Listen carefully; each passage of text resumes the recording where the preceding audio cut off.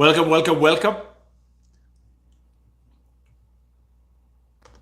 Karibu.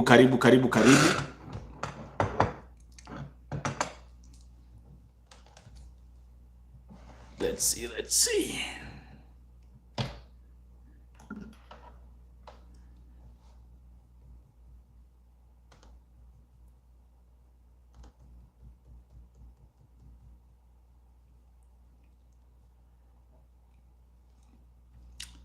So I'll give you guys some time to tune in.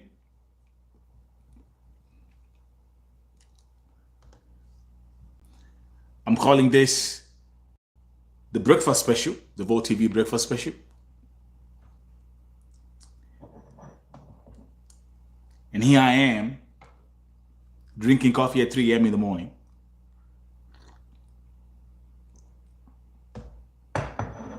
Okay, Bilha. What's up with your Facebook? What happened to your Facebook?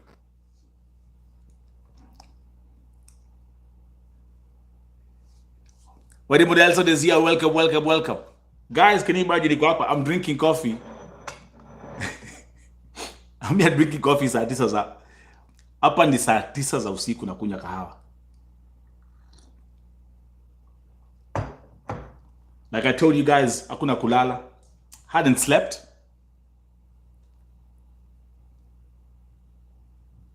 Gonna get used to it.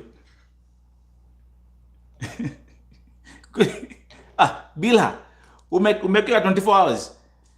My dear, if I tell you the kind of minishai wekiwa mpaka 30 days, 14 days, tulizoea. Sawa na kuogopa Bilha unawanda. Ama ulikuwa unapiga watu vita. Inaweza kuwa. Hizo pia happen. Tulizoea.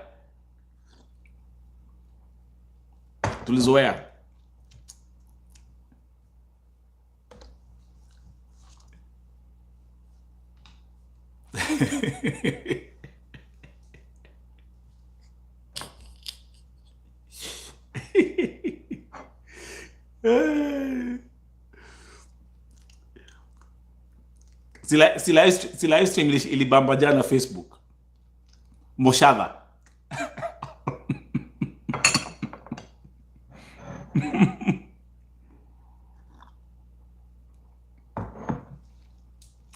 Livestream ilishika.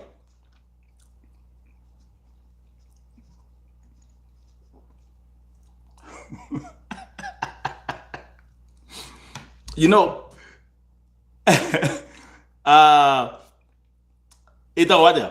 inaitwaje?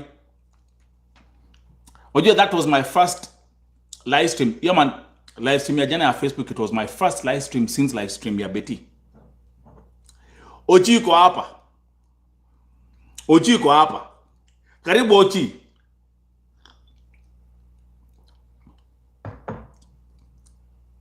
Karibu. Ochi, hebu niambie before niambie nipatie watu updates.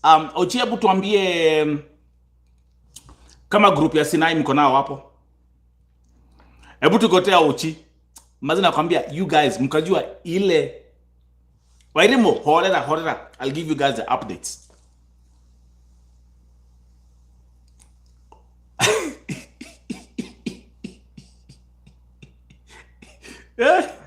Agents walali.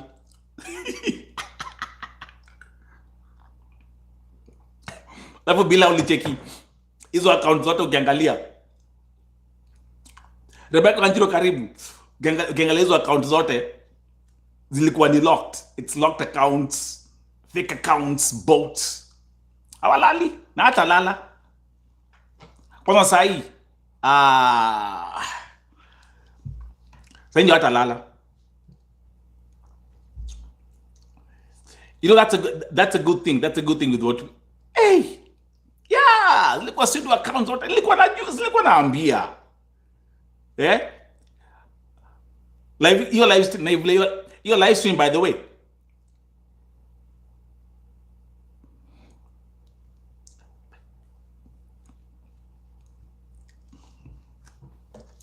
Your live stream by the way. Na nilifanya for 1 hour. nilifanya 1 hour, nilifanya for 1 hour your Facebook, muliona it had over 3,000 views, over 3,000 views in just one. Nakwambia Facebook come on man. So nilikuwa imegojewa watu wa Moshadha. Well, ndapata watu wa Moshadha wako 4 weeks behind. Watu wa Moshadha wako 4 weeks behind. Zile vitu tumekuwa tukifanya hapa kwa YouTube, working on things, working on projects, wako 4 weeks behind.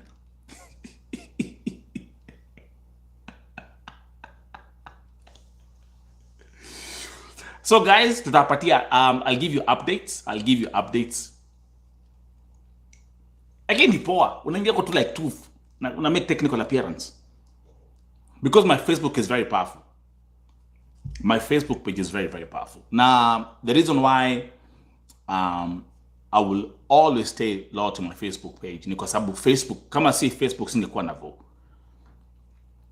Nimeweza kuachieve vitu mingi sana. But again, remember that's what I'm saying, because I've learned Facebook, I've learned TikTok, and I've learned YouTube. Huh? Bila alikuwa vita.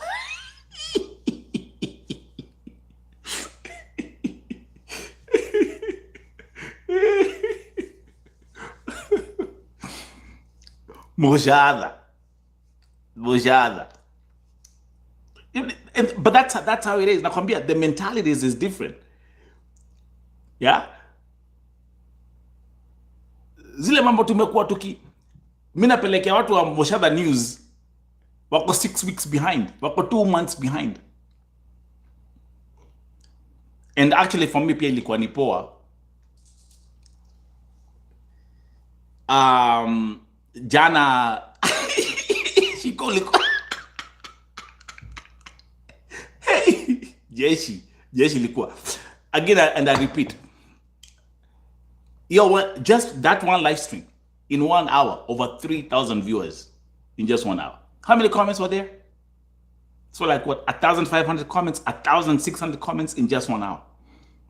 Yeah, Moshadha, tuanzie hapo. Number 2, ulikuwa naangalia hizo accounts, locked account, pseudo account, and that's how I was telling you. I knew they had released. Look, Buddha, niko America. Don't talk to me, don't ask me. When it comes to this technicality thing, kuna vitu mimi najua. Shiko unaweza kwa hapa na kwambia unakula nini. Exactly. Thank you, Bila. The first 10 minutes, we had 1,000 people. And I always keep on telling you, I can open nikafungua Facebook. Kama sasa nikafungua Facebook sahi, I'll have 5,000 people in the first 10 minutes. I'll have 1,000 people, 5,000 people the first 10 minutes. You're not sure. But I've learned how to distinguish between, again, I repeat, quantity na quality.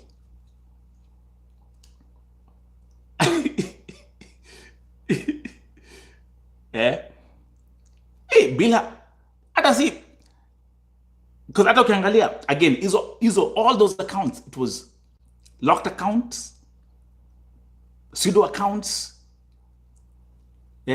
unapata hata account ilifunguliwa like juzi, ilifunguliwa jana, because you can tell these are clowns, and that's how they niwapatie siri, and that's how watu wa Moshadha unapatanga wakiwa brainwashed hivyo, na unapatanga watu wa TikTok wakiwa brainwashed hivyo, because these pseudo accounts,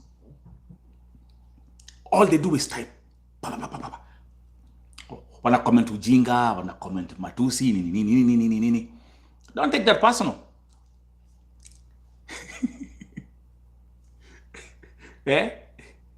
Njika Sheri, welcome all the way from Sweden. Can you imagine I'm drinking coffee at 3? It's 3 a.m. I'm drinking coffee at 3 a.m. in the morning.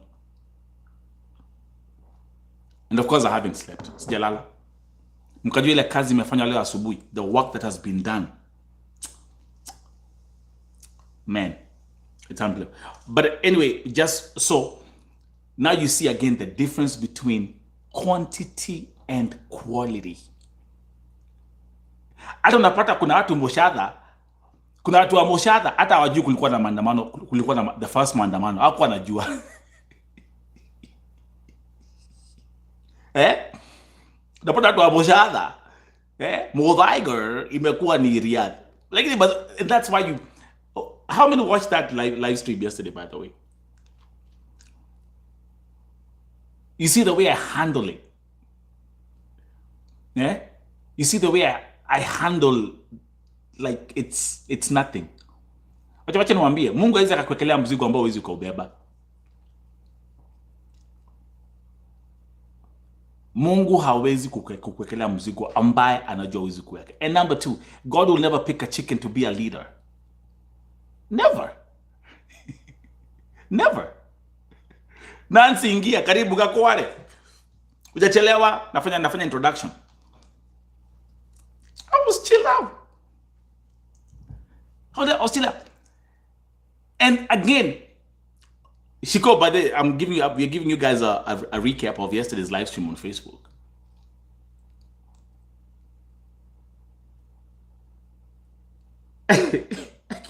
Kibila. But when you know, Anita, you collect nafanya introduction.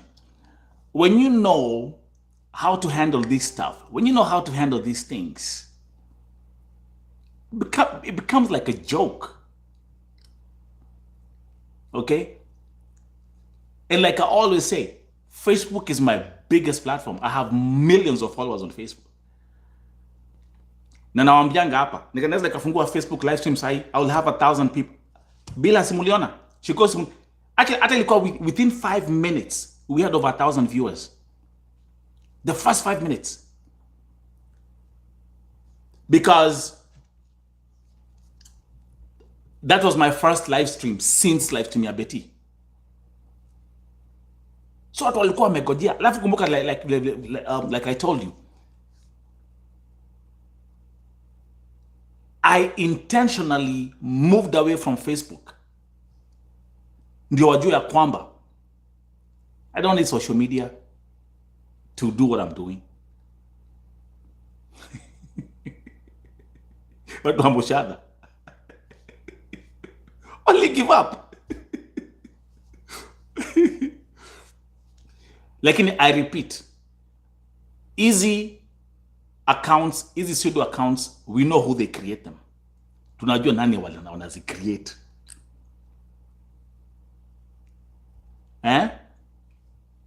Tunajua. Okay? Tunajua. So why do you even have to worry about it? Chatbots zilikuwa huko. We know who they are creating. Yeah, Mary Peshke. Kannst du gerne fragen? Yeah? Alafu, this is the good thing. This is the good thing about that live stream. Hey guys, akijana mili lijazika. You saw vile nilingia. When I got there, the first 20 minutes, nobody's coming. Kumbuka, bila mnakumbuka Mose, nilikuwa naambia, kujeni, kwa hapa, kujeni, jeshi kwa hapa, jeshi kwa hapa. Jeshi kwa hapa. Hawakuji. What they do is, let's say like it's only 4 people, 5, wanaangalia kwanza. Wanaangalia, hey. Kwa sababu maze mbogi ya Vo TV yote. Ila wasa wanaingia hapo. Sisi ndio wengi, sisi ndio wengi, sisi ndio wengi, sisi ndio wengi, sisi ndio wengi, sisi ndio wengi, sisi ndio wengi. So they first like, okay, where do we start? Tutaanzia wapi? Jeshi kosete. Jeshi kosete. Alafu the one thing that actually even pisses the devil, kumbuka, ni wakiona vile I'm laughing, nimefurahi, nacheka. Lakini mazee walilipuliwa, walinyoroshwa.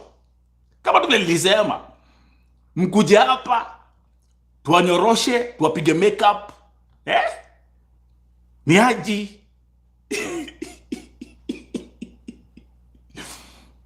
Lakini again, remember that, and that's why I always keep on telling you guys,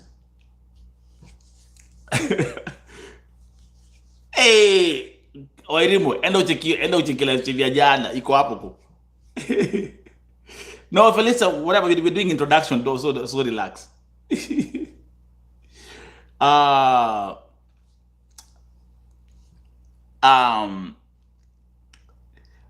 So that is one thing.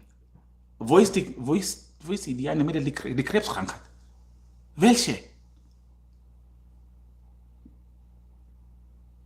Ist in Südarabien oder ist in Lebanon? So those are things you have to look for in the future. These chatbots, these fake pseudo accounts, these locked profiles. Niambia kuna locked profile moja niliona imewekwa profile picture ya Beyonce, alafu majina ndizo unifurahisha. Beyonce wa Jay-Z igakwale.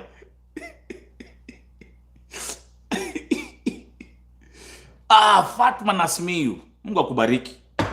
Martin having my cup of coffee and I'm having my cake. Gasheri, Moshada.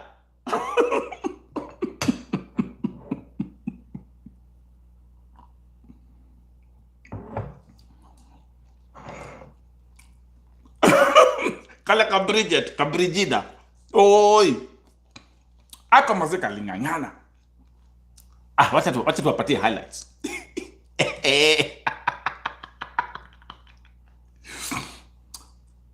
Ucheki vile kalingia. You know, listen. You have to see when I'm streaming, because the comments are coming in hundreds and hundreds of comments. Esther, watching from Italy. Welcome, welcome, welcome.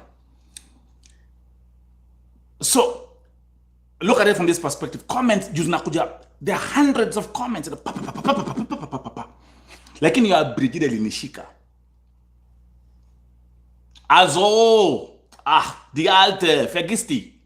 Ganze kaskua. Go Brigida. Vile kalingia, the first thing kalisema, because I read the comment. Ati huyu anasaidia tu wa Kikuyu. Nikajua kakwale. Wewe. Haya. Wacha nitakuonyesha. You know?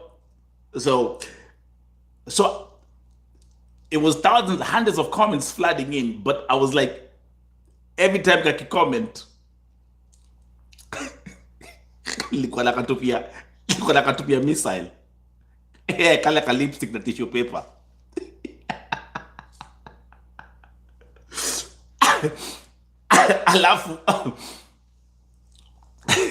Alafu akasema kalisabati. Bila kalasabati. Basi kaya takupigia si because I'll give these guys an update. Kakasema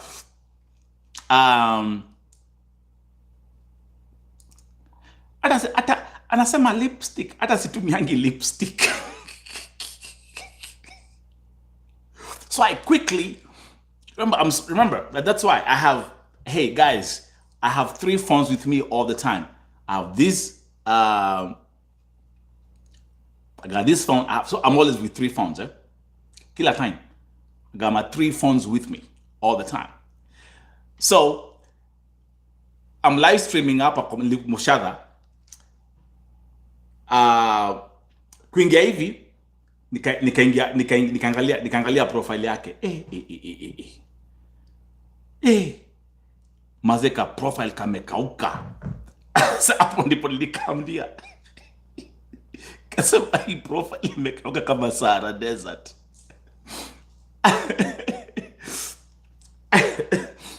So anyway, those are coming in. That was just the introduction, a recap of and that's why jana after church service unakumbuka niliwaambiaje tunaenda Facebook. So in other words, so number one, again I repeat, that was my first live stream after over 1 month. And number two, nilikuwa I haven't been on social media for over 30 days. And that was the best lesson for me. Wacha niwaambie, the best lesson for me. Yeah, niwaambie imekauka kama Sahara Desert.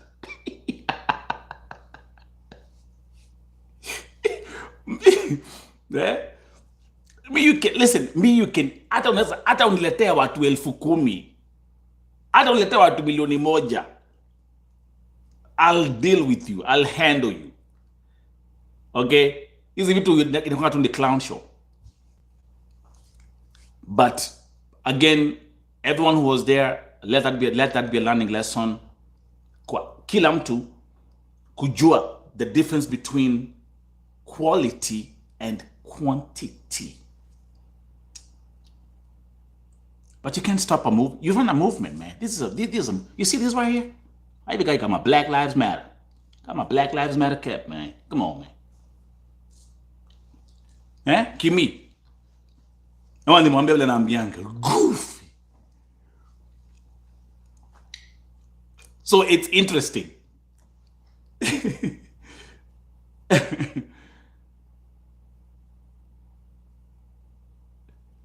Ja, die Alte, ja. Sie hat alles einkassiert. Wo warst du gestern? Du hast gestern viel verpasst, Mary. Du hast gestern viel verpasst. Geh mal bitte auf mein Profil hier bei YouTube. Ich habe sogar ein Video hochgeladen von der Alte. Sie hat alles verspielt. Sie hat keinen Krebs. Erstens, sie hat keinen Krebs. Zweitens, sie arbeitet mit den Agenten. Drittens, sie hat über 10.000 einkassiert.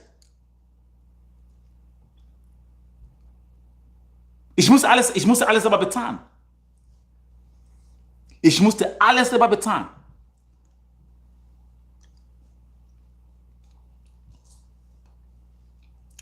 So, let's keep on moving. Guys, thank you very much. Welcome to our Vo TV breakfast special with your host, Nelson Mike Mudao Muriuki.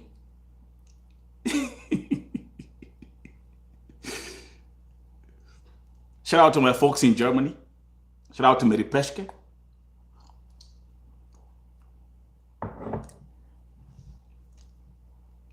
Let's say thank you, God. Thank you, God, for the gift of life.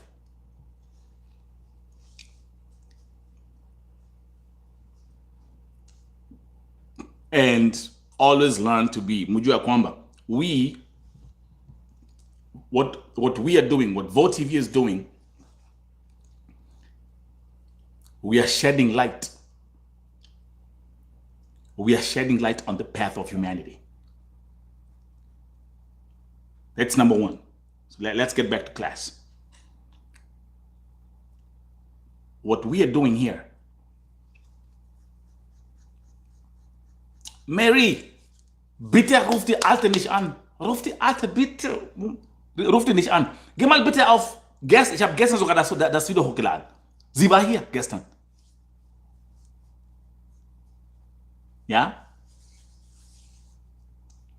Das ist, sie hat nicht mehr alle, sage ich dir.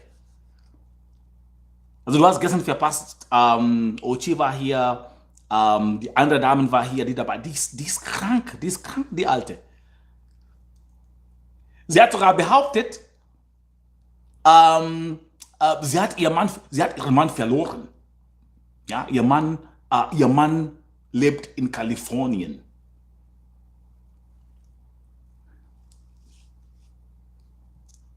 Lass sie einfach. Sie ist krank. Sie ist krank im Kopf. Sie ist einfach krank. Sie ist ein kranker Mensch. Also lass die bitte. We proceed.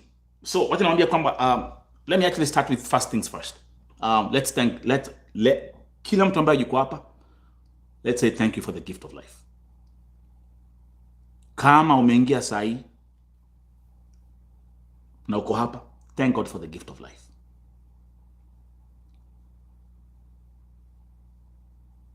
Thank God for the gift. I'm telling kila mtu ambaye yuko hapa, if you're watching this broadcast, if you woke up in the morning, Miss Jalala, so I cannot say anything. It's, you know what time it is, sahi? Hapa inaelekea saa 10 za usiku. Ni saa 10 za usiku sahi. You see what time it is? It's 4 a.m. in the morning.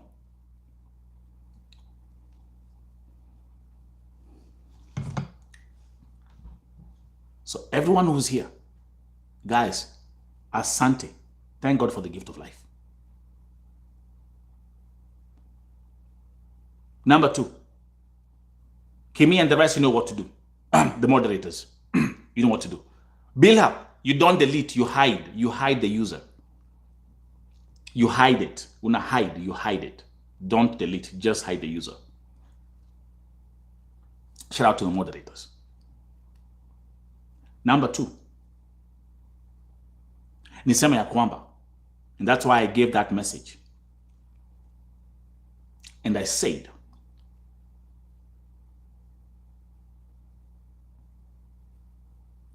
Mungu akiwa na wewe, and when God is with your God is on your mission, God will never let you down. And actually, what I'm telling you today, what I'm doing on this broadcast leo hii is very personal. What I'm sharing with you here today is very personal, and I want you guys again to take this as a vessel of inspiration and a vessel of encouragement.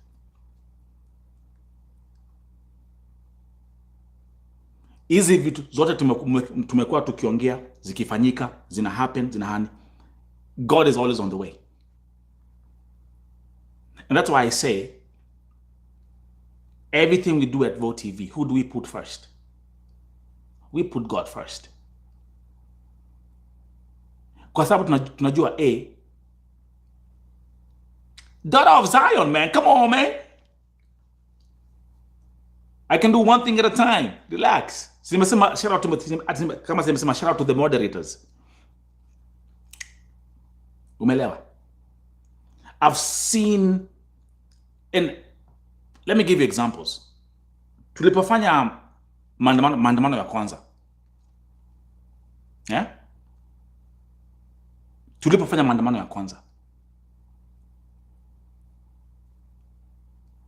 zile vituko shetani alianza kutufanyia on Wednesday, on Thursday, no, Wednesday night, a day before.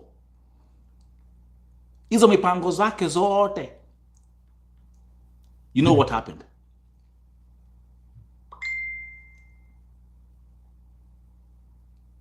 Guys, do you want to read my message? Watu wa Moshara. Do you want to laugh? Wataka kucheka? Ndio ujue watu wa Moshara ulijazana. Skiza, see my phone, this message just came. This is Moshara people.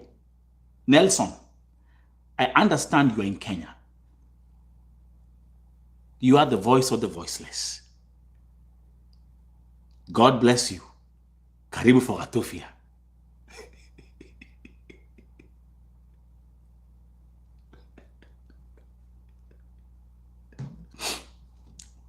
So, Moshara, I'm in Kenya.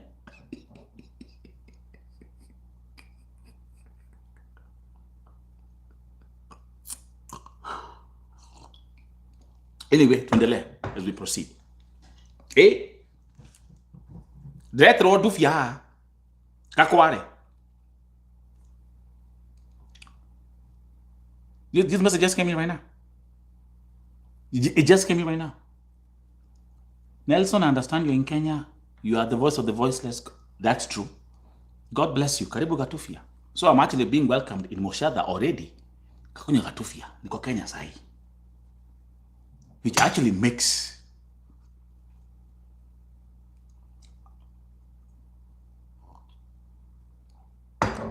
best marketing you can ever talk about.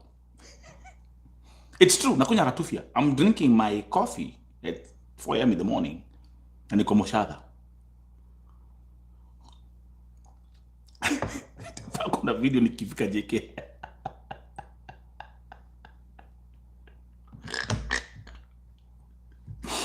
Ndio nikwambie.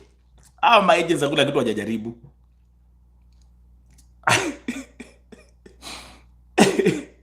Hakuna. And remember, all this is a blessing. The blessing. It's called free marketing.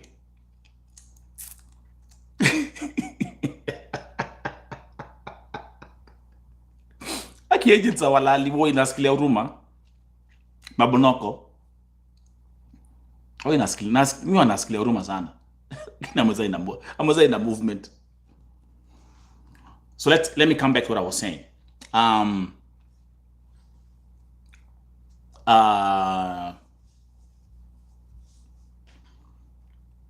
What do we call it? I was talking about vile Mungu huwa anakuwekelea kila kitu. Hey, focus. Let's focus, guys. Come back to class. Focus. Can we focus? Focus. That's how, remember, I always keep it. That's how the devil is so smart. He's good in distracting people. Let's focus. Joyce, Valeria, wait for the updates.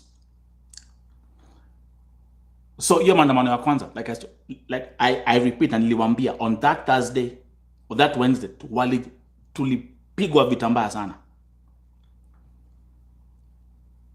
to the point where nilipigia watu on the ground nikasema hata kama patakuwa na mtu mmoja anaenda, we will still go. And you saw what happened. We went, we were protected. Ile uongo wote walikuwa wameuziwa, kutamagwa GSU, mtapigwa tear gas nini. So ukiambia watu bila watu wa Sinai walisikia hivyo, that's why they chilled out. But still, we had a successful maandamano.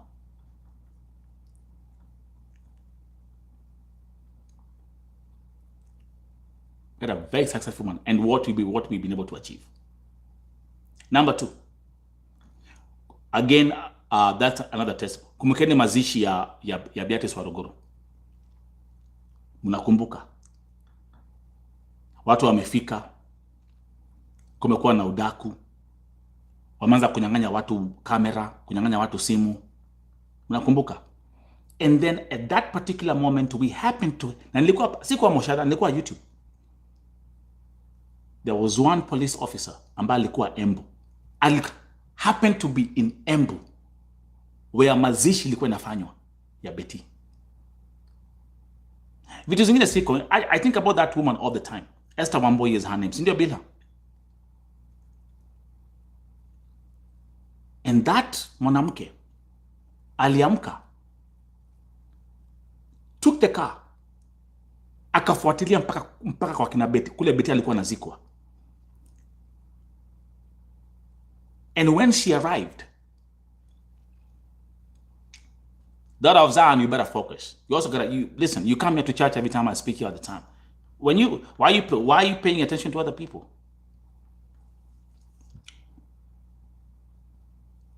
That's how you will never get to your destination. Focus on your mission.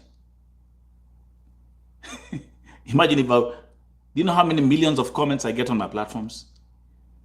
So relax. Was she called Esther Wamboi, the police officer who came?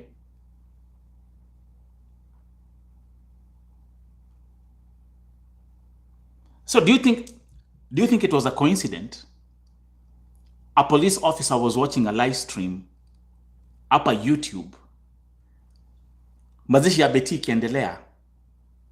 Yes, Esther Wamboi.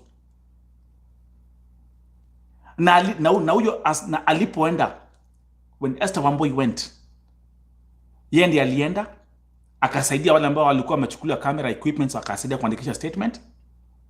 Na watu wakati hao ma agents waliona kama polisi wameingia, that's why they left before mazishi ishe, because they were scared. Walipata woga.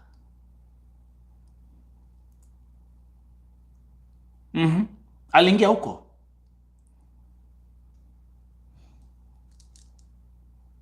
Do you think it was a coincidence? No. Naambianga watu, God will never give you a full picture. He'll give you a piece by piece. Wewe ujijazie. He'll give you a piece by piece. He will never ever give you the full picture. He'll give you a piece by piece. Kama unatumia akili ujijazie.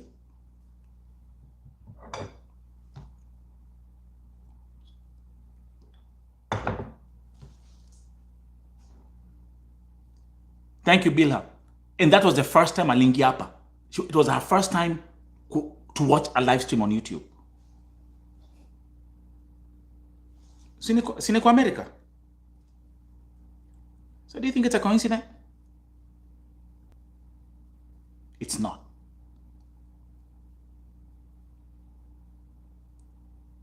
So me saying let's, na ndio mliona wakati tulifanya maandamano ya kwanza, since before niliwaambia, guys, let's get down to our knees and pray. And that's the time I said, God, tunasimamisha Vo ministry. And we'll be having our Sunday church service, and we'll be having a midweek church service. Guys, wisdom ni kitu ya muhimu. There are things you have to see. Ni watu wengi, people lose their focus. Kitu kidogo inafanya mtu ame lose focus.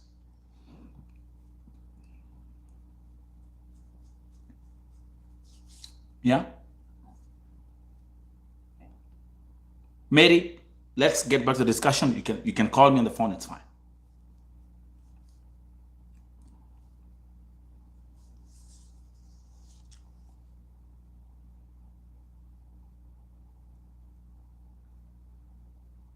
There are two forces in this thing called life. There are two forces. There's evil forces of darkness, and there's light.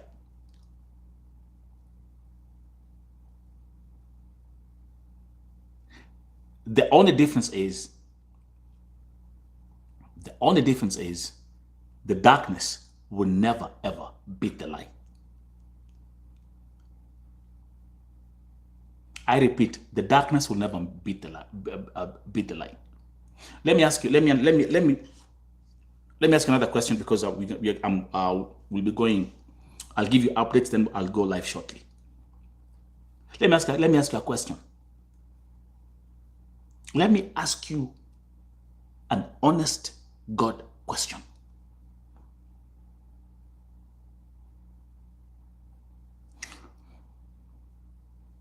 Mamake wa Rogoro alizungushwa for 1 year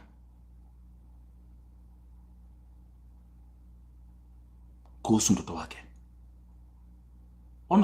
One of my best and most memorable memories. I repeat.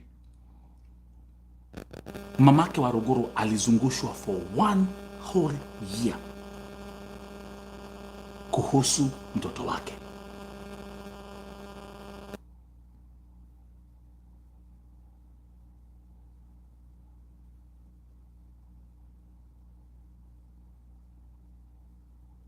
Alipokuja kwangu, nilipochukua kesi ya Waruguru, it took me 3 weeks mwili wa Waruguru katolewa.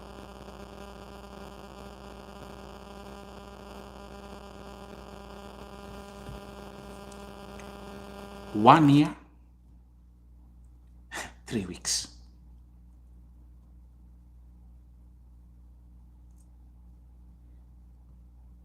And all the 6 questions, and a YouTube channel wangalie. There's a video I made. I said, we need answers to these 6 questions. Mungu alinisaidia nikaweza kupata majibu ya hizo maswali zote. nikiwa hii America.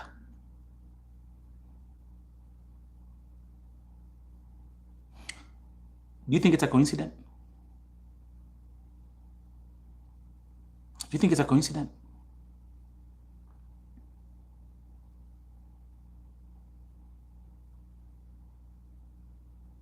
Do you think it's a coincidence?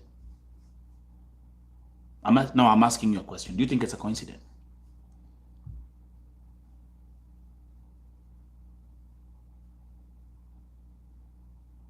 Na wakati mwili ulipotolewa, I did a historical Facebook live stream that people will never forget. 19 hours, over 100,000 viewers, over 2,000 shares. Tukashikilia hiyo mwili for over 9 hours. You think it's a coincidence? I'm asking you.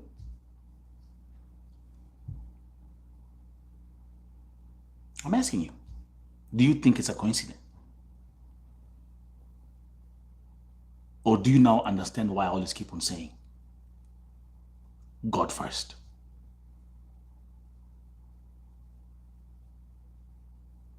God first. Let's put God first.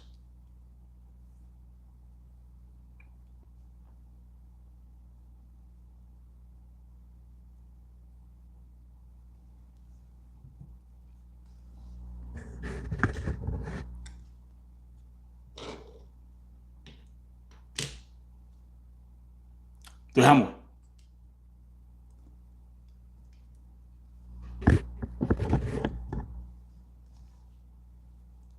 Is it making sense to you now, what I'm talking about? Like any fear. Exactly.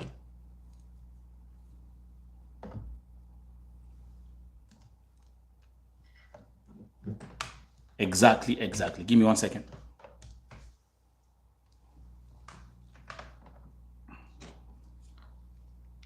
Kwa hivyo hizi vitu zote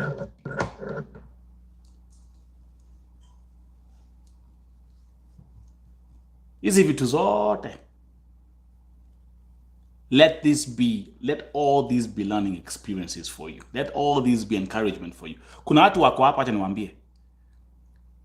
Kuna watu wako hapa watching this live stream right now, ambao najua they have a project, they have an idea, they have a vision, they have a dream, but they fail to act because of fear, kwa sababu ya woga.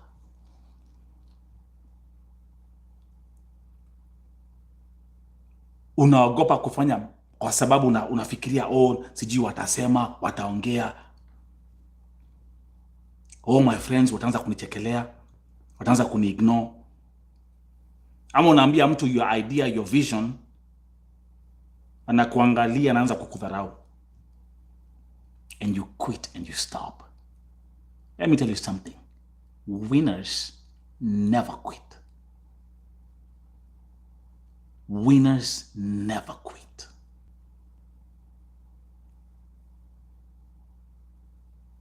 And there are certain things that you have to do where you invoke wisdom, because those are two different things. The difference between knowledge and wisdom.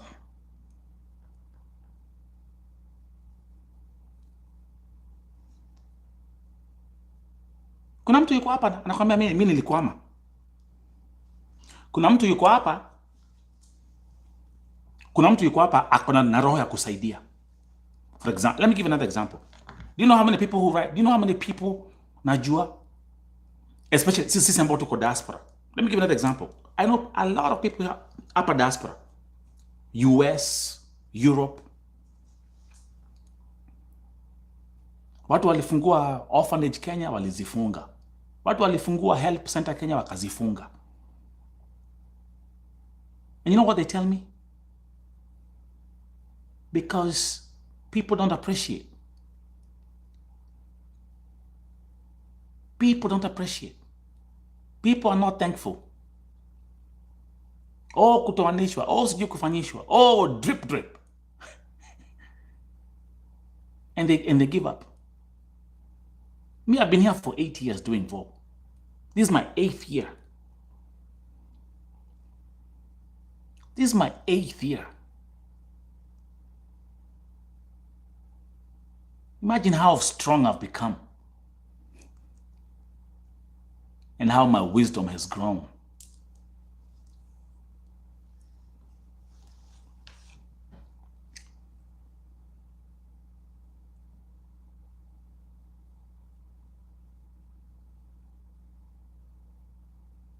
So to everyone who's watching here, kama kuna kitu unataka kufanya, if you have a dream, if you have a vision, if you have a plan, if you have whatever you have, don't procrastinate. Execute and take action.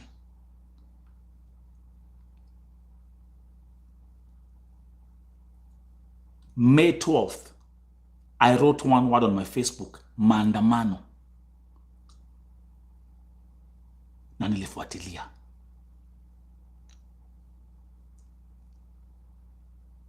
Oh, hii ni makelele ya social media, akona watu, akona followers wengi social media, nini? Nikasema, oh, okay. So you think I need social media to make this happen? And here we are. Tukafanya ya kwanza, wakashanga, they got confused. Then nikasema second one, tutafanya nyingine.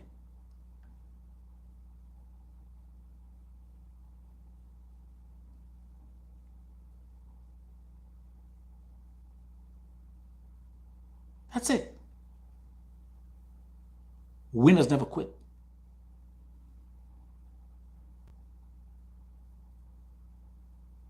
Winners never quit.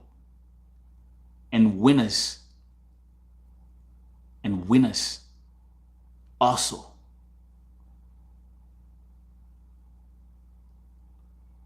we embarrass losers because of their insecurities.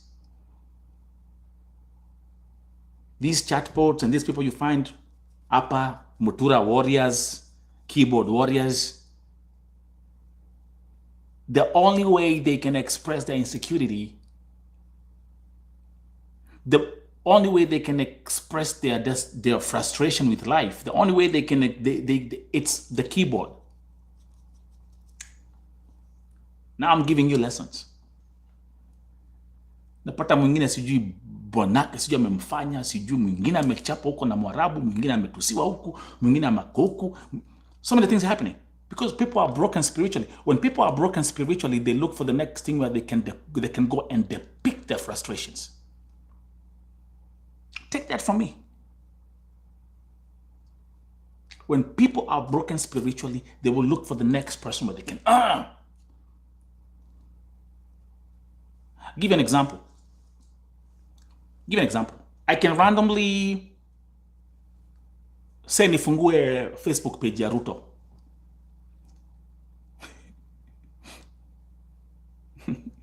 I'm giving an example here. Sema ningia Facebook page ya Ruto. Do you guys read? If I start reading some things people write kwa hizo comments,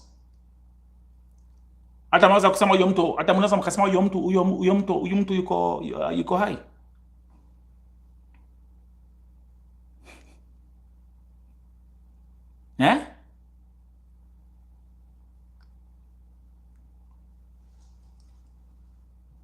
No. Na ukafungua Facebook page ya Uhuru Kenyatta, na ukafungua Twitter account ya Joe Biden, President of America. Just go to the comments. Because people can say anything. They can watatukana, wawaita majina o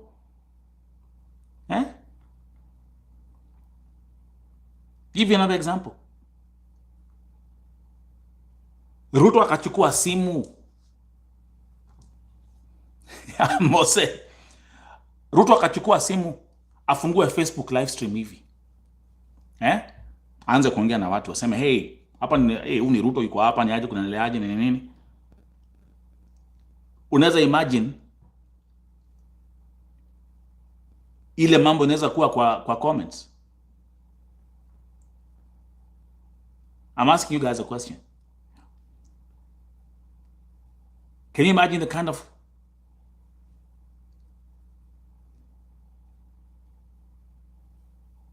but nobody cares about it. Do you think he has time to read those comments? Do you think I have time to read those comments? I don't even have the time. Niko na vitu mingi za kufanya. Mimi niko kazi. I have so many things to take care of. I have so many things to do and so many things and so many people to look after. So I'm telling you again, let all these things, and again, remember, the more powerful you are, the more these things are going to come to you. So the Nelson back in 2015, 8 years ago, is not the same Nelson now. I've grown in strength, I've grown in wisdom, nishazoea vitu zingine. Nilipoanza vo, nilikuwa kama Bila. In those days, man, it was a different vibe, man. Like, I was in a different state, in a different position. My faith was in a different place. Come on, man. Hii kitu in entertainment. Mi ilikuwa mawe kitupwa natupa hii, natupa double, kitupa hii, natupa. I was giving it to him. I was giving it to him. Actually, if I think about it, I will nacheka too. If I think about it, I'm right now. Because I'm like, why was I wasting my time? But again, because I grew up in wisdom.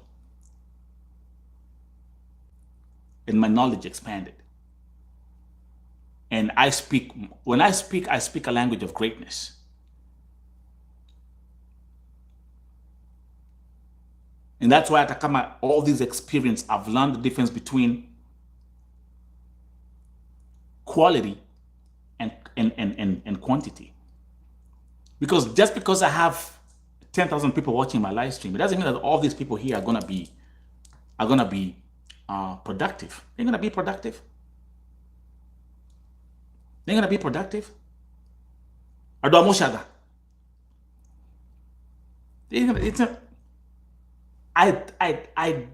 did that for the longest time. And I was like, wait a minute. Who knows? I was doing Nilingia TikTok December last year. I took over TikTok with my breakfast show, Vo TV breakfast show. 6 days a week, 5 hours. Every day. Go and see. And then do you know how many people I hosted on my TikTok show? And guests wanakuja hapo, wanalia, wanasema tuwasaidie. December, January, guys, you're here. I will do nikingia my Vo TV breakfast on show on TikTok. I was doing what? At one point, my average number was 25,000 viewers per show. 25,000 viewers per show on TikTok. Okay. January, February, March. I'm accounting kila kitu. How much we gave back to the community. We gave 284,000 Kenya shillings back to the community. On my Vo TV breakfast show. 284. 84. Girimaka na Merima 84.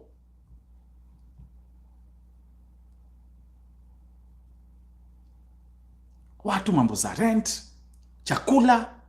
Because me, I have something called empathy. And I'm like, man, let's help the people. Ndo nakuja hapo analia. Tunafanya fundraiser, tunatumia pesa. People coming there with 6 months of unpaid rent, tunalipia rent. Which was very good. But then I started realizing the toxic nature of the platform. It's toxic.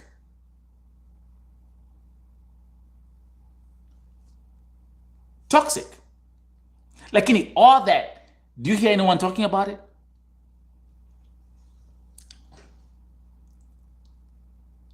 Do you hear anyone saying, Vote TV, we gave 300,000 shillings back to the community? Hata wale ambao walisaidiwa. And then you realize those people, they're very unappreciative. Kwanza hapo ndipo nilianza, hapo sasa nikaanza kulearn. I'm learning kasema, hawa watu wote. So you're coming here to Vote TV. Actually there was a point, if you guys remember, there was a point ilifika watu walikuwa nasema, ukitaka pesa enda Vote TV. TikTok. Ukitaka pesa enda Vote TV. And mind you, this is a true story. Mind you, we were helping these people without even vetting them. Mtu akisema hajalipa rent, hata atumulize maswali mingi. Nakuja hapa nalia, mwingine ameshika. Kwanza kuna mwanamke mmoja, I'll never forget, alikuja alikuwa ameshika mtoi wake hivi. I'm telling me, one day I'll tell my stories. But I'm saying these things and I'm giving you this is what I'm giving you here is 100% pure knowledge. This is 100% filtered wisdom. Take this and run with it. Dem alikuja ameshika mtoi. Ameshika kamera hivi. Alafu nyuma palikuwa na suitcase. Kina drip sio wa kwanza. Let me tell you some other ones. Ameshika hivi kamera. Anaanza amelia kwa live stream TikTok. And then I have over 1,000 people watching at the same time. Yeah, niko hapa. Tumefukuzwa na landlord. Amesema tulipe rent by kesho. Sijalipa rent yangu for 3 months. Mtoto wangu hajakula for 3 days. Nimepanga suitcase.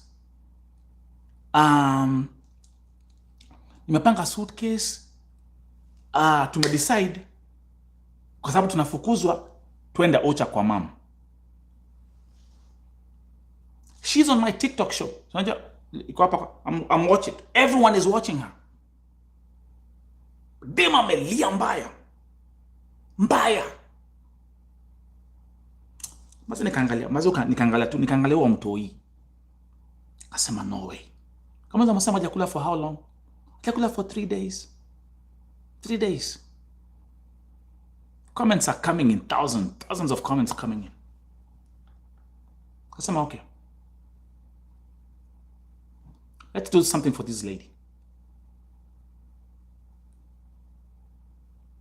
Uyo dame, in less than 10 minutes, we had raised 26,000 Kenya shillings on M-Pesa. 26,000.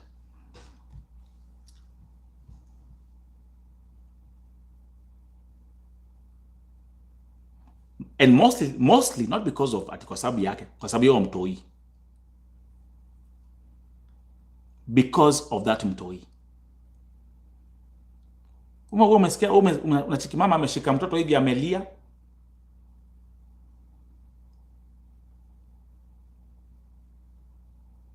Bila ya toto bila. Umesikia? Check this out, and I'm giving you as an example.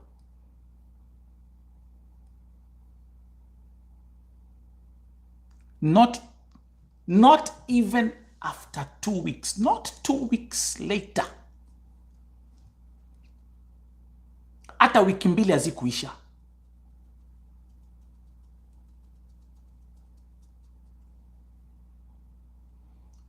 Huyo mwanamke akanipigia simu.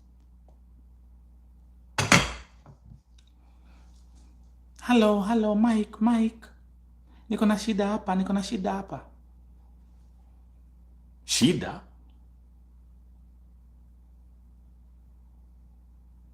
Kuna shida gani? Na sisi tulikusaidia na we gave you actually over 26,000. Shida?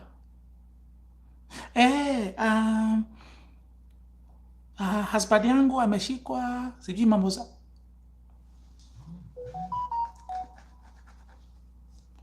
dema kanza story.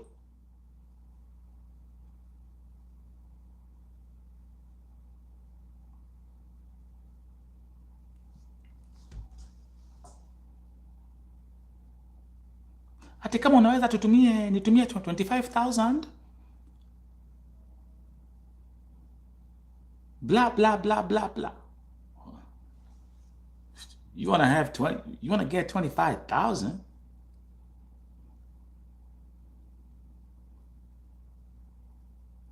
We just gave you 26,000. You want to get 25,000? It's not even 2 weeks. God damn it, what's going on?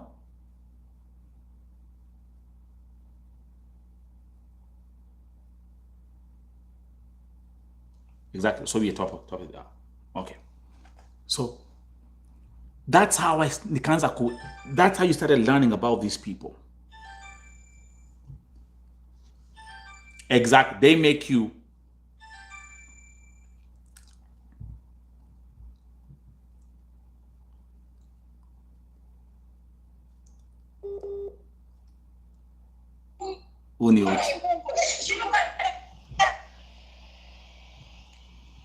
Let's start from here.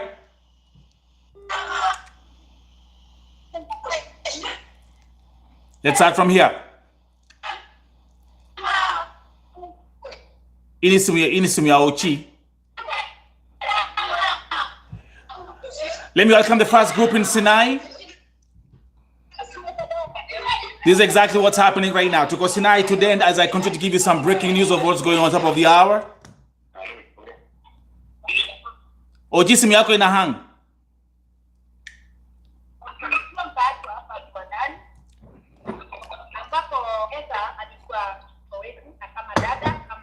Let's watch this first.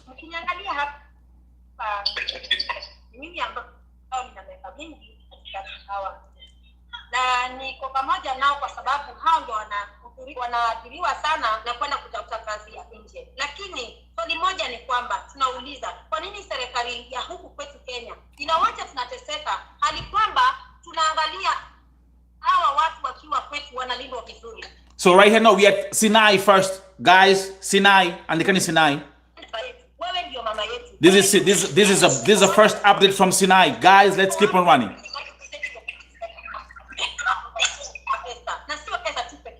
Kama hizi picha ni watoto wengi sana. Hata jana kunayo aliyeletwa kwa amekufa. Haki yetu ni gani? Hatuitishi hatuombi haki. Tunaitisha haki yetu kwa sababu na hiyo haki tunataka sisi tukiwa hivi kama youth na tukiwa kama wazazi tuweze kuona watoto wetu hata wakiwa nchi za nje. That's right. Wako na usalama. That's right. Angalia penye tuko. Tuendi nje kutafuta kazi kwa sababu tumejitoshelesha. Tuko kwa hali ya umaskini. Na hii umaskini imetuweza zaidi mpaka tunaenda kutafuta kazi nje. Kwa sababu tuweze kurudisha wazazi wetu, watoto wetu. Lakini kama nitaenda pale nje nikufe, nimeacha mamangu na shida, nimeacha mtoto wangu na shida. Serikali yetu ya Kenya hamtanisaidia. Umeacha nipotelee. Haki yangu pia hamuifuatilii. Mimi ni Mkenya na njia gani? Ninasema tena, haki yetu tunaitaka. Tunaitaka kwa sasa. Okay, this is the first update coming all the way from Sinai. I'll give you guys an update what's going on and what we are doing today. Tuende that uone Ochi, I have Ochi kwa simu. To connect connection issues, but no problem, we'll continue. Let's go.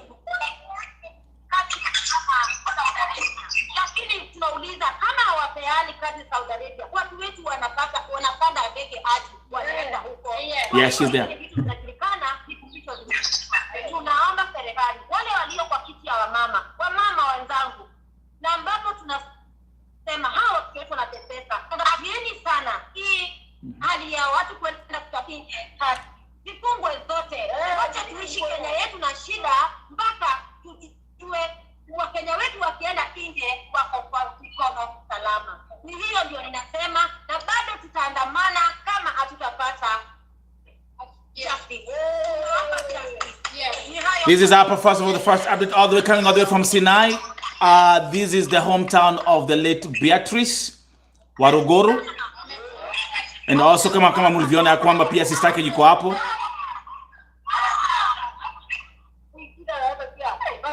Sister yake hayuko around. Hayuko around. Nilikuwa nafikiri ni huyo. Okay. Let me see who's that.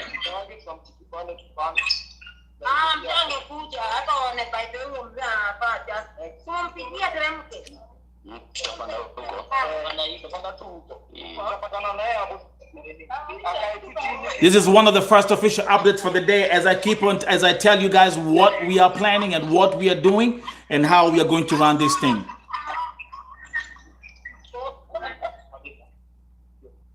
Good. Yeah, good job. Kwa hivyo guys, this is the first update. Wacha watu the moderators wako hapa.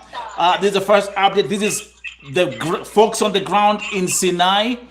This is the hometown of the late Beatrice Waruguru. This is exactly where we went today to pay tribute as I give you updates on what's going on. Kazi inaendelea step by step, and I'll give you more updates as we proceed. Let's see what's going on.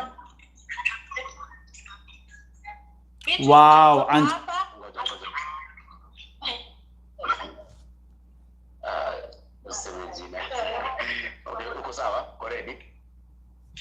so there we go. Settings.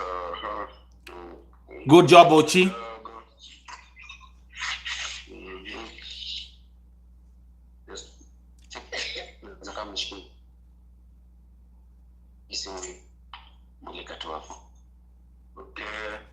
Good job.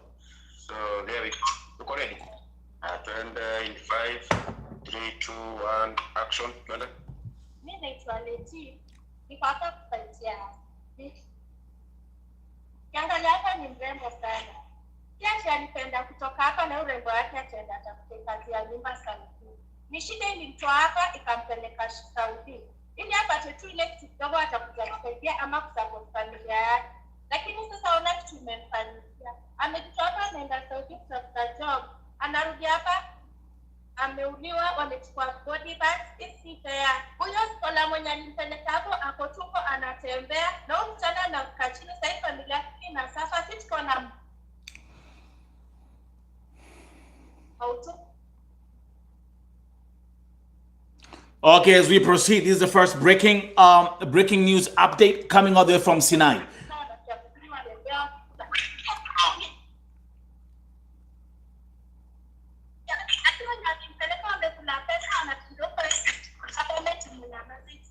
Kimi, I've seen the comment.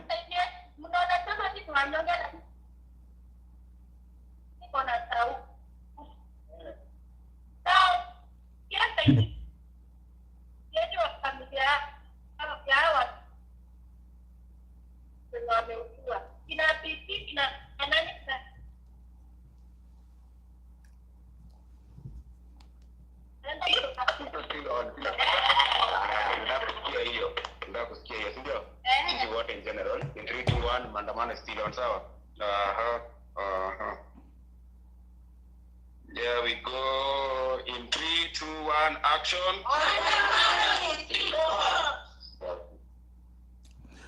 Good job, Ochi. Ile kazi nakwambia watu wamefanya leo asubuhi. Let me first of all say shout out to Ochi. Ile kazi amefanya kule amesafiri. Let's also proceed tuseme kwamba ile kazi ambao Pastor Njeru amefanya. We'll be giving you guys updates as we proceed, telling you our new strategy and our new plan and the successful meeting we had today in the morning. We are breaking off. Ochi. Sorry? Njoroge iko hapo? Connection iko sawa.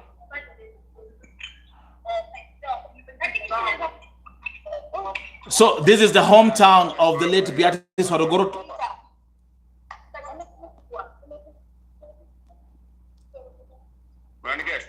Yeah, tunakuget. Tuendelee. Huo ni nani?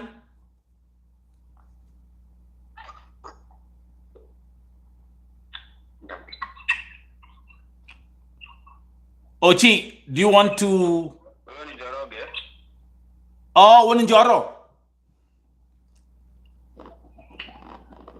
Njoro ongea. Yeah, wewe ni Njoro. Ambia Njoro ongea. Njoro is a community leader. Community leader. Njoro is a leader, is a community leader in Mukurwa. Njoro. Yes. Sisi ndio wengi. Sawa basi, tuko hapa Vo TV Livestream on YouTube. Ebu ongea na wasanii, waambie majina, una represent nini? We waambie you are the community leader na ile kazi ambayo unafanya.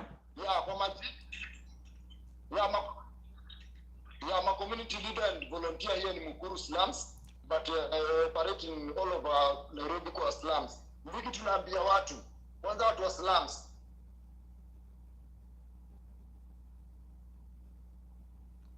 Maandamano ilikuwa tuifanya jana tarehe 15 ikaahirishwa kwa sababu ya 1 and 2. Ilikuwa tena tuifanye leo, ABCD tena imefanya tumeahirisha. Hatukufi roho, tarehe 23 on Thursday next week tunatokea tena. Let's go. Watu wa Madhare, Kibera, mnatusikia. Na hizi kesi zimekuwa zikifanyika kwa slum zote. Ama agents wanatembea kwa maslamu wakitafuta mademu wetu, ma young mother na ma single mother. Na wanachukua advantage. Hata sasa tunaongea jana kuna wenye walienda na kuna wenye wameletwa jana. Kwa hivyo mimi naambia watu wajitokeze. Mpaka wazazi, si lazima ukuwe youth man. Watu wajitokeze. Tunaumia huku tunabaki tukilia. Sasa tunaongea, nimeongea na wenye walienda jana. Na mmeona tena jana kuna mwingine ameletwa. Yaani ni kama wana replace. Anauliwa, mwingine anaenda. Ni ukweli. Akishuka mwingine anapanda. Ni ukweli. Watu wajitokeze. Ni ukweli. Tusimame na mtu mmoja. Sisi wengi. Ndio siwe jifungwe.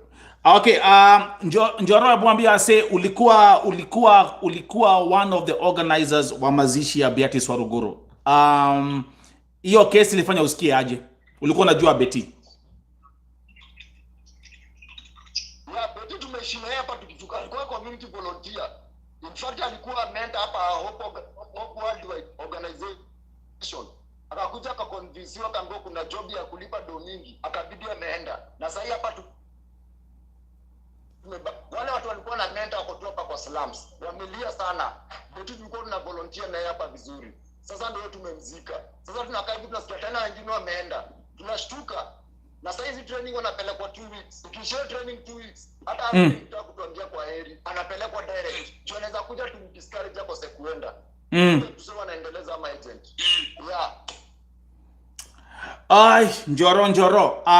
Fanya hivi, wacha muendelea tu hapo kwa sababu najua Ochi anafanya kazi. Muendelee na shoot ya leo. Alafu nitapigia simu in the next 30 minutes. Okay, sawa. Okay, good job man. Mungu awabariki. Let's talk baadaye. Tuko sawa Ochi.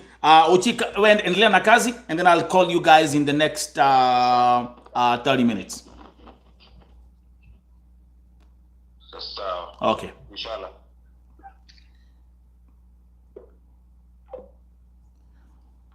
Okay, guys, welcome. Good morning. Welcome to Vo TV Breakfast Show, special edition, siku ya leo. Now, we're going to get down to the bottom of the updates ambazo ilikuwa niwapatie leo. Leo, hiyo ilikuwa ni footage from kulikuwa na groups 3. Okay? Kulikuwa na 3 groups. Na mulivyoona, Ochi amekuwa Alina Muthaiga leo in the morning. Kutoka hapo nikampigia simu because we had some changes to our plans this morning. And I'm going to give you the updates. But kama mnavyoona, what we are doing here is something very strategic and the formula is working perfectly on our behalf. Wacha before niendelee niseme ya kwamba kama kuna mtu ambaye nataka kwa hii live stream ya leo na halo amekuwa hapa, kama kuna mtu moja ambaye ningetaka kuambia thank you from the bottom of my heart, is one person called Pastor Njero. Wacha niwaambie ile kazi Njero amefanya Monday, jana, juzi na leo, 4 days in a row. Wacha niwaambie, none of us can pay him back. hatuwezi. Sisi ndio wengi. As we proceed, and let me tell you something again, everything that happens for a reason. Monday, Pastor Njero alikaa Muthaiga police station for 8 hours. 8 hours. That was Monday. Tuesday,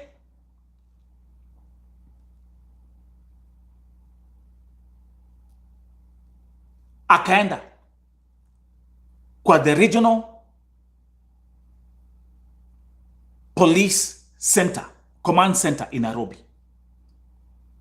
Spend the whole day there.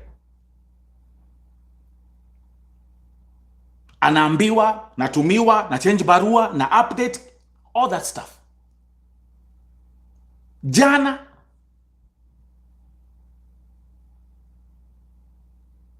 the same thing. And today in the morning. Because today in the morning, kumukenya kwamba things have changed in Kenya, and actually I want to give you updates on that. Things have changed in Kenya when you're planning maandamano. Kumbuka maandamano ya kwanza, what we did is we went directly to the OCS at the Central Police Station. The OCS ndio alisign barua. Na tukapatiwa permit right away. Now, 2 weeks ago, Matiang'i changed the rules.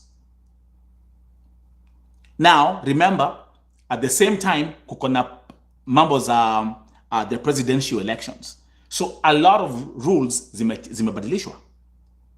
Wamboi, umeingia, thank you for being at Muthaiga, lakini umeingia ukiwa late, but now keep on catching up with the updates. Miss the what we are doing at Sinai, what we'll be doing at Kawangware, and what we'll be doing at another place. We have 3 locations. Lakini skiza.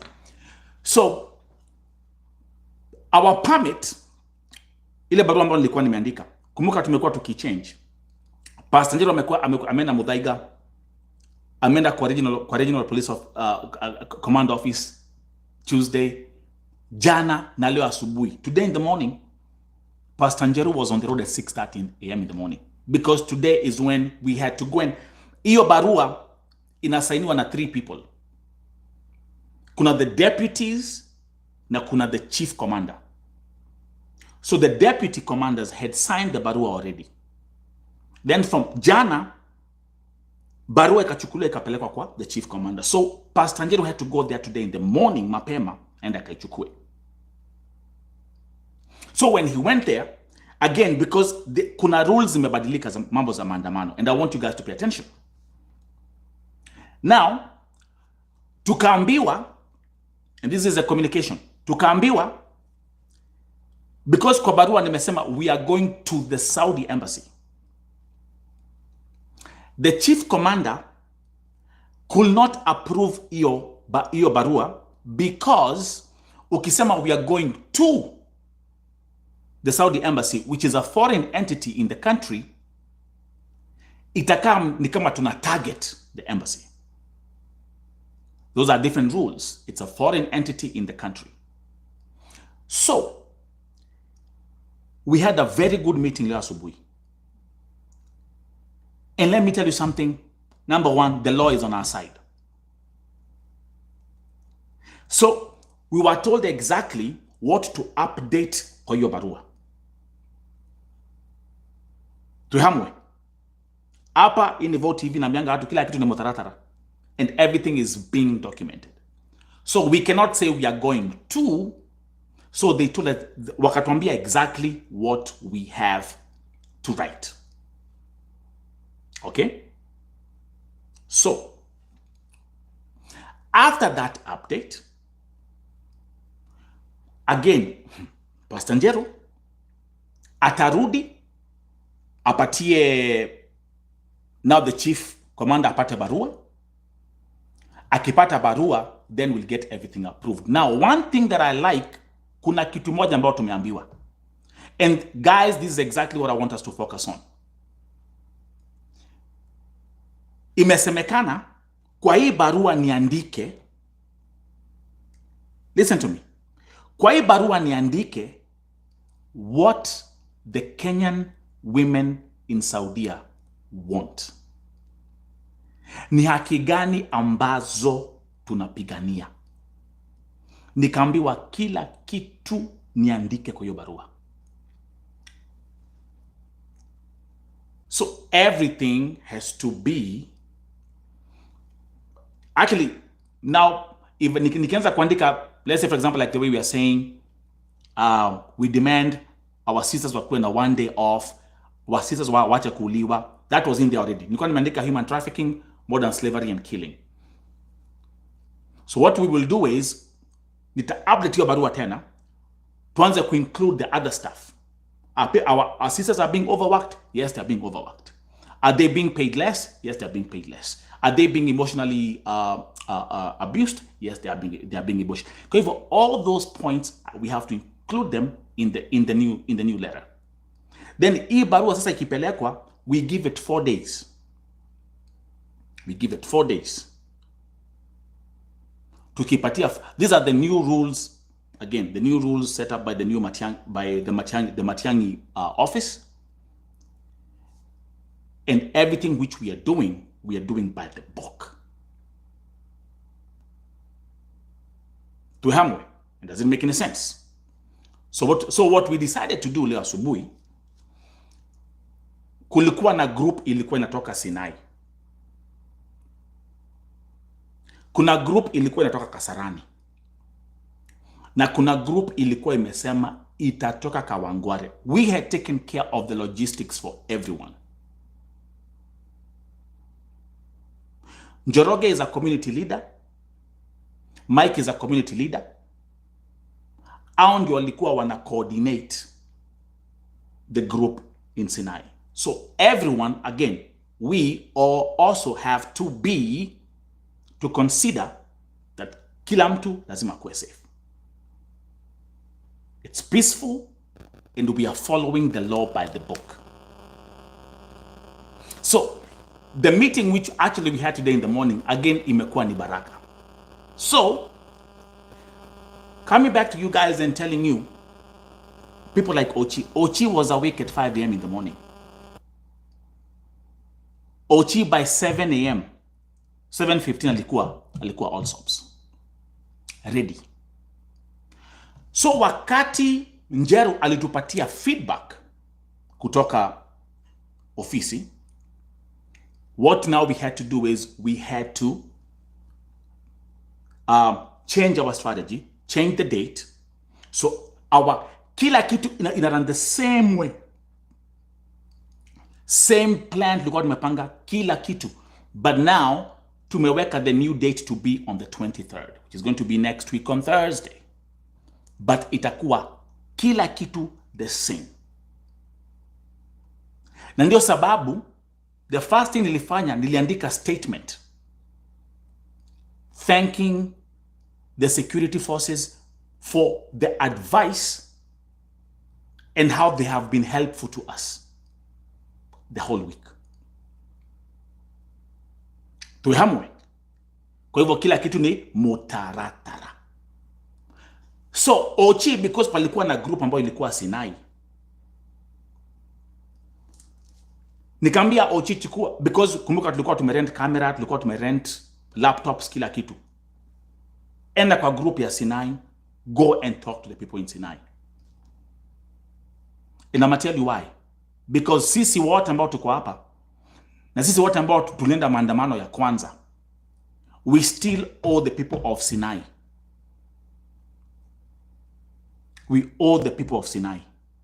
Kwa sababu kumbukeni, tulipofanya maandamano ya kwanza, last minute watu wa Sinai walienda kuwekwa woga as they was trying to stop the maandamano from taking place. Okay? So today, Ochi, ako Sinai, we will do that whole preparation again, talk about logistics, talk about everything else. We'll plan with the folks in Sinai. We'll still do a ground documentation. Kwa sababu We have the equipment, we have the camera, we have everything. And then now on Monday, so Monday, Pastor Njeru will be at the regional office by, I repeat, by 8 in the morning. By 8 in the morning on Monday. Na pia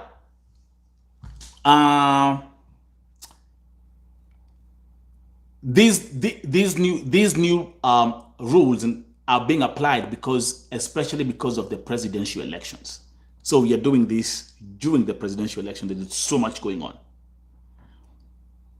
Hata vile every time Jero will go kwa ofisi, it's crowded. Sindio? Sababu kuna rally sijui wapi, kuna rally sijui wapi, kuna rally sijui wapi. So, do you get the scope of what we're doing here? But the good thing is, the blessing of this is, number one, it has given us actually more time to even keep on preparing. And number two, the document will even look better. Kwa sababu, we will include all our demands kwa hiyo barua. So up to there doesn't make any sense. Tuehamwe.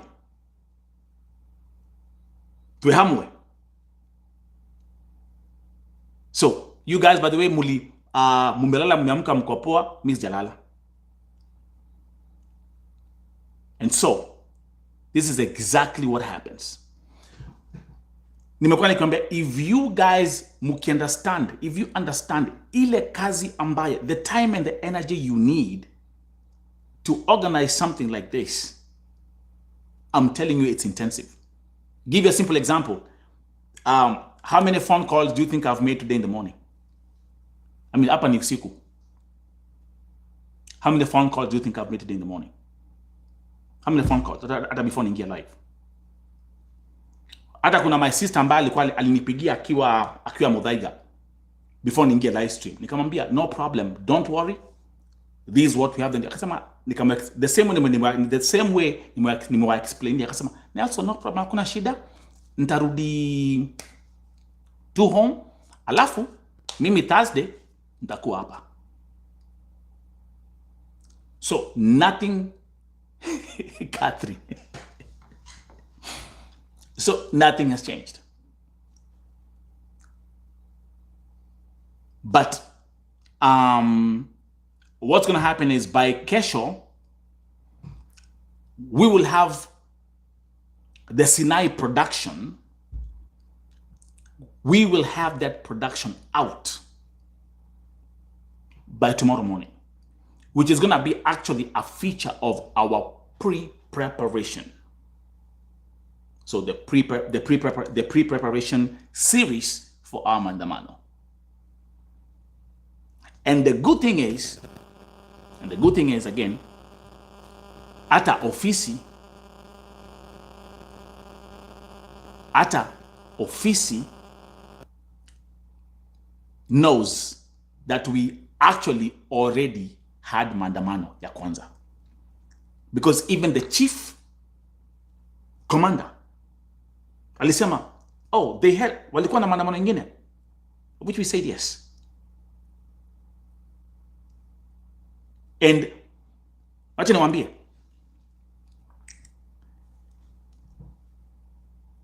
kukuwa na system na kuwa na motatara ni kitu ya maana. Let me tell you here. And that's why you don't get distracted by empty vessels. You just laugh at the clowns. Why? Number one, every time we are going to these offices, thanks God, my petition was passed in the parliament. Number one, thanks God, my petition was passed in the parliament, in the Kenyan parliament. The parliament is the highest law-making institution in the land. So petition yangu ya Kadamas so That Mose, that happened in ilisainiwa 29th of November last year. So every time we are going to these offices, we are having a copy of that petition.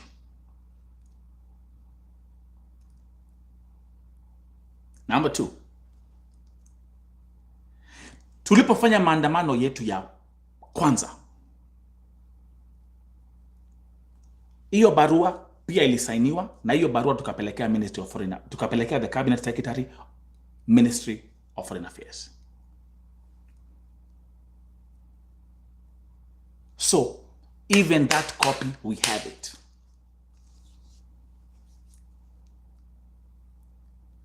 So what we are going to do, and this is where I want thank you Gasheri. So this is what we are going to do between now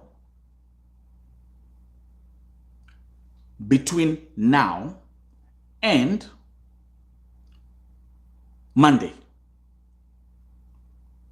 Actually, between now and Saturday, because I have to have the document ready by Sunday.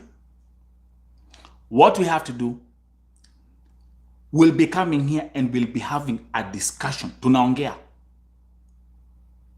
Nyinyi munasema, Nelson, include this kwa barua, include this kwa barua, include this kwa barua.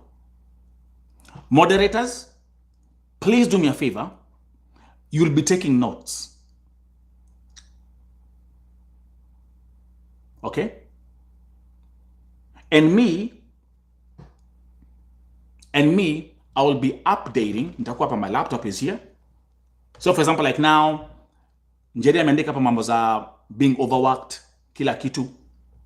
I'll have my Word document here and I will be updating in real time. So we have Shoya Kesho. Actually, we can start tonight. So 9 p.m. on, thank you, Monica. So all those things are okay. Thank you. So 9 p.m. tonight and to Shoya Kesho, 9 p.m. tomorrow and 9 p.m. on Saturday. That's going to be our laser focus.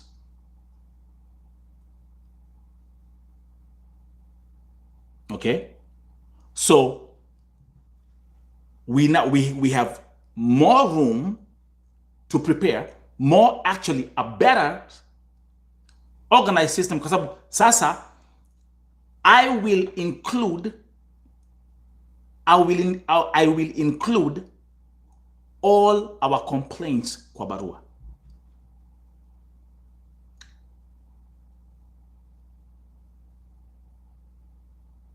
Tuhamwe.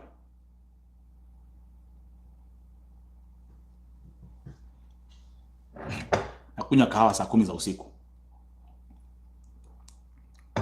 You guys, you went to sleep, you woke up, you went to sleep and you woke up and you found me here still awake. Welcome to my life. But does it make any sense?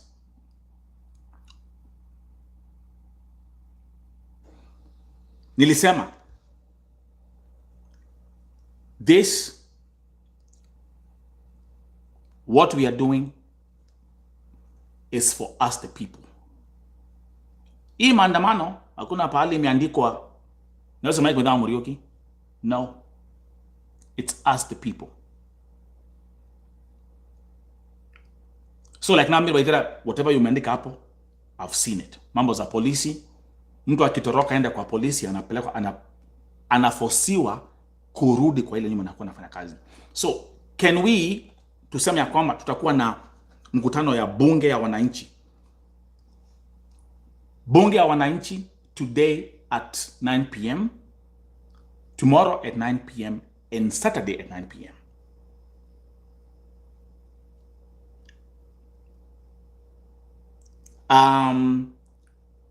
I will have Pastor Njero.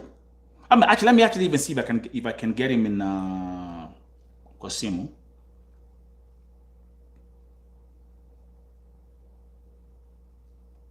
And this guy, man, hii kazi sio rahisi. Hii kutravel sio rahisi. kina Ochio kutravel sio rahisi. Yeah, Kenyan time. We have our prime time show 9 p.m. every from Monday through Saturday. And then Wednesday tukuna midweek service, and Sunday we have our church service.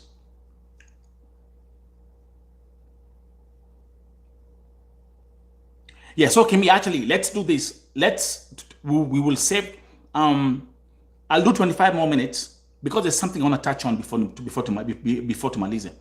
And then save these points. Okay, actually you can start writing them. Keeping their own gadgets, mambo za kujiwekea passport, kujiwekea ikama, kujiwekea simu.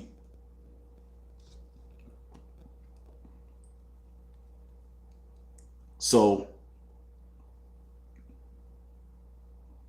let me make sure that, and let me there's something I want to say.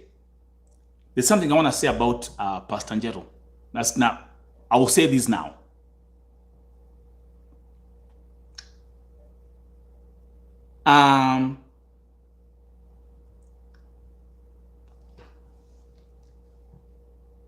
Was it on Tuesday?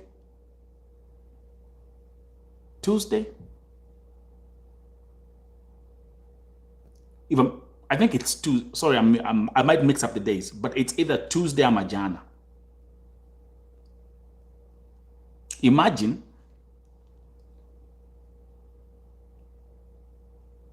mtoto wa pastor amekuwa sick. And I will tell you this right now. Because people don't understand the kind of sacrifices people make. People don't understand the kind of sacrifices people make. Mtoi Wanjeru has been sick. I think something with an ear infection or something. And he still made the sacrifice.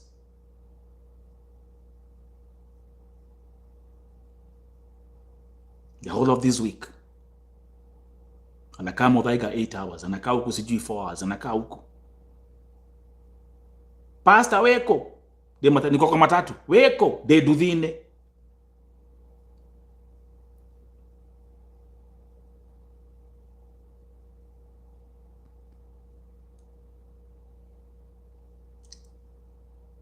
Do you understand what I'm talking about here? Munaelewa zile vitu naambia hapa.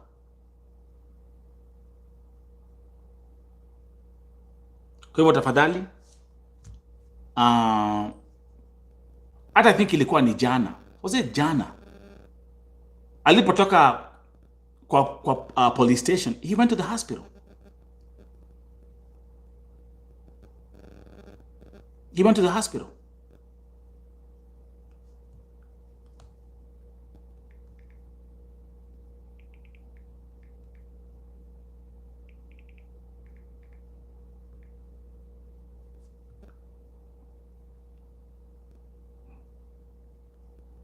Let me call him. Let me find where he is.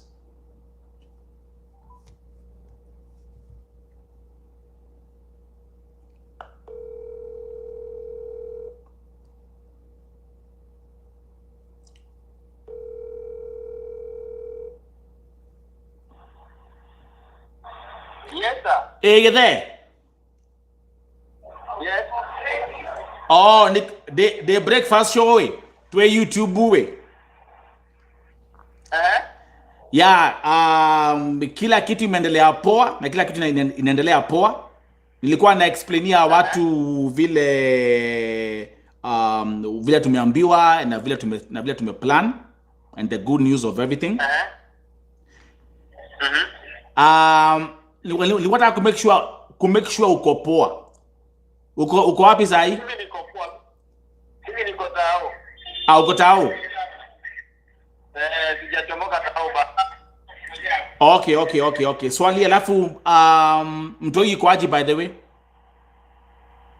Mtoi ako aje? Mtoi sasa hivi si mbaya sana. Unajua sikio ndio ilikuwa na tatizo. Yeah. Alikaa mpaka ikatoboka ikaanza kutoa uzaa. Yeah. I nilikwambia hizo ni those are typical baby issues. Okay, sawa. Nio kiria wae kinya mushi ni ukuhurira. Ni saa takinya ndi gukuhurira ndire yakinya bado. Eto maundu ndashugurikira. Nebo tu maundu atu ndashugurikira ta no reke ikune ndiraikara muno. Haya, alafu nini? Tukwire to uria munaongea naye saa 2 8 p.m. right? The other officer? Yeah. 8 p.m. Okay, sawa. So in fact nitaanza ku update document kwa sababu now tumesema show ya leo usiku na kesho na Saturday watu hizo points za vile watu wanataka tuta include kwa barua and people will contribute to that. Yeah. So itakuwa ni bunge ya wananchi, ikuwa ni public platform. Yeah. Okay, sawa basi. Na by the way, stamp uko nayo? Stamp niko nayo. Oh, okay. Uko mpaka na ink, uko na rangi? Kila kitu niko nayo. Okay. Poa. Man, God bless you, Pastor. Tuongea baadaye. Sasa. Okay.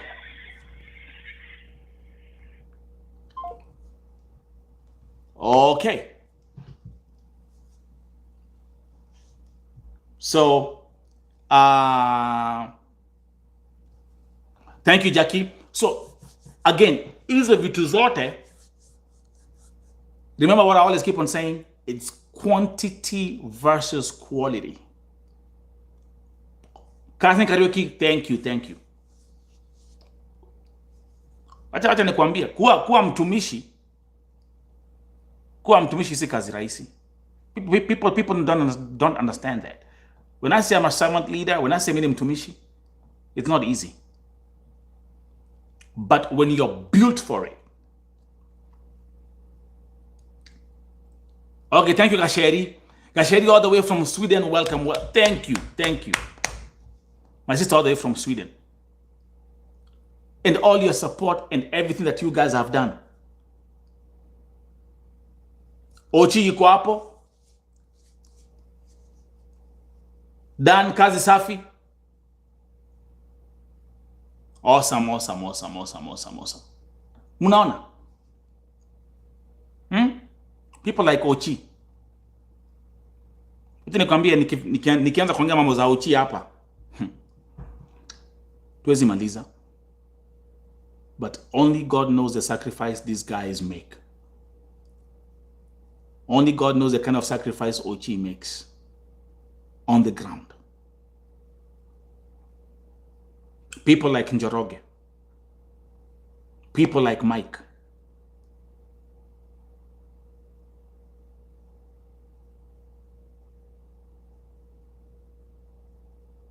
The people of Sinai, thank you. Thank you very much. Thank you.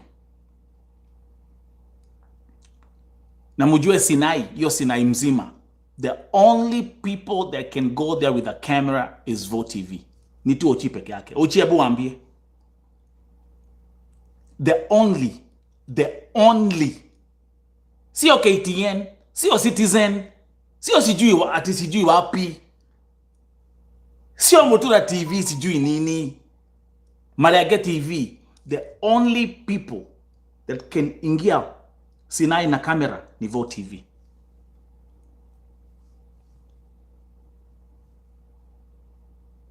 Only.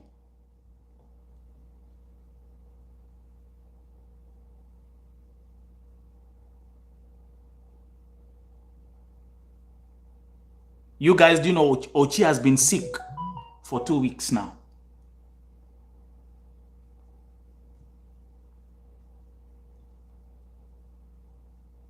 Ochi amekuwa mgonjwa. Ochi has been sick.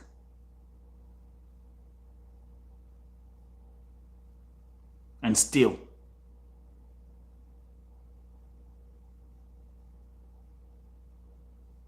and steal.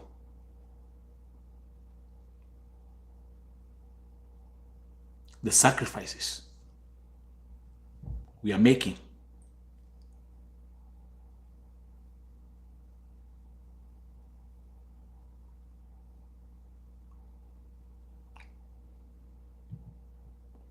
Okay, Jackie, thank you.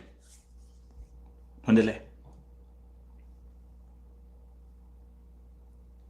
I don't, and remember, I don't even talk about what I do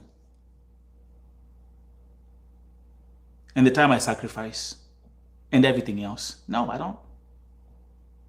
Because for me, it's all about the other people first. Like, as all this is happening and as we are doing all these things, at the back of your mind, please think about those who are making the sacrifices for you.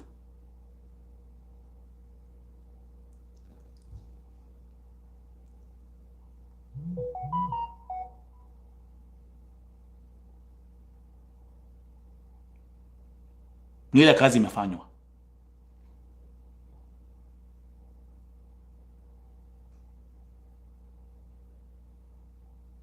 Ile kazi, don't make, kuanzia leo mtu akikaa hivi anasema tu man, na especially ni ambao mko hiyo Gulf,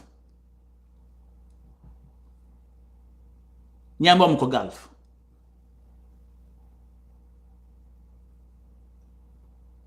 remember the sacrifice people are making for you.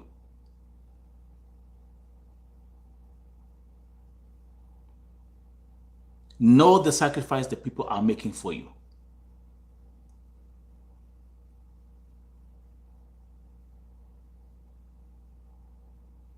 Tell you something. This is a story that I wanted us to nataka kuongea about this story before. Kuna msichana ambaye muliona. Kuna our sister Celine Kazungu. Let me talk about Celine Kazungu.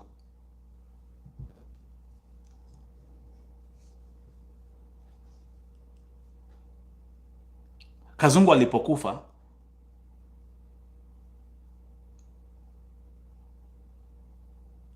nilipata news. That was ilikuwa ni March, April.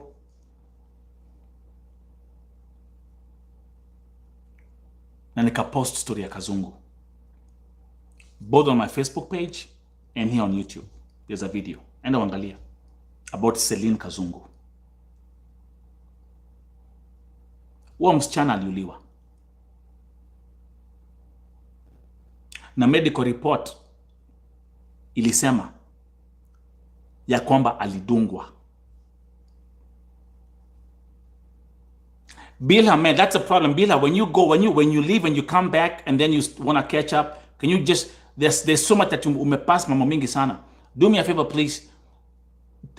Hii live stream ambayo una watch sahi, let go with the flow. Ukimaliza utarudia. Everyone is up to date.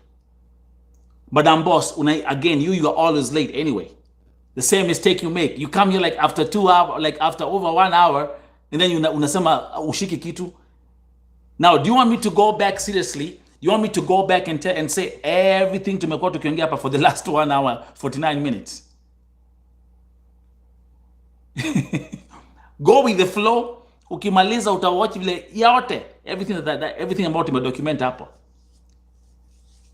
You guys, you missed everything. You missed our documentation of what was Sinai. You missed exactly the explaining out to the process of what we've been told by the chief commander and what we are doing now between now and Saturday and what you've missed all that stuff. Go with the flow. We are here. Sisi ndio wengi. Nothing has changed. Okay? Okay, guys. Thank you, Jerry. Thank you.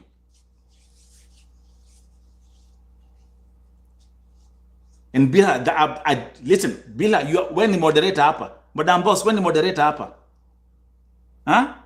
You should lead by giving an example to others. You come late, tushafanya kazi, tushaongea, tushadocument kila kitu bila hata ukitoka make sure ukitoka have your whatever on so you can listen. Everything inaenda tu nywe system by system, step by step. Na tukimaliza, Madam Boss, tukimaliza hii live stream, go back, press replay and watch everything. Okay, sawa. So let me talk about, nilikuwa naongea mambo. Hata sasa mafanya mpaka ni I like going with system. Mnaribia motaratara yangu sasa. About Celine Kazungu. So huyo msichana aliuliwa na medical report ilisema she was stabbed.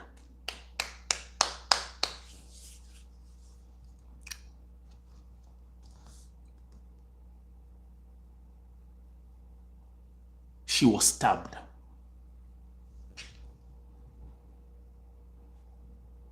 Huyo msichana hata akamaliza miezi 2-3 Saudia. Huyo msichana, how old? 22 years.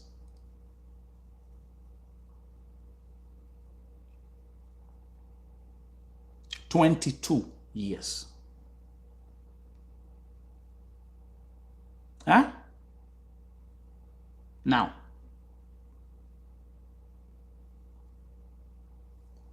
the cousin wa Kazungu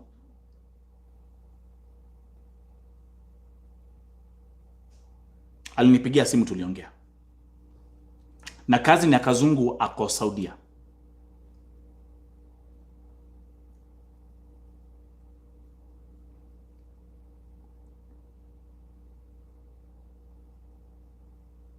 Mwili wa Kazungu ulifika jana. Hapana, no, okay, sawa, tuko Thursday. Si ndio? Tuko Thursday. Mwili wa Kazungu ulifika Tuesday.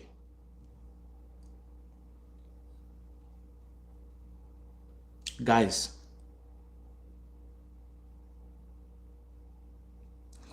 hiyo siku mwili wa Kazungu ulifika.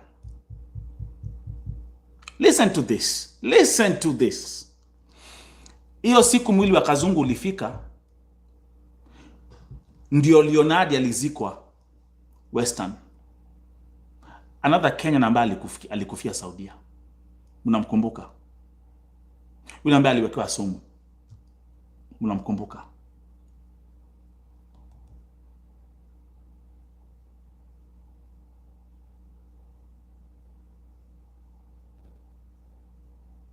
The same day alizikwa, which was Tuesday, ndio mwili ya Kazungu ilifika Kenya. Are you listening here? Are you guys paying attention?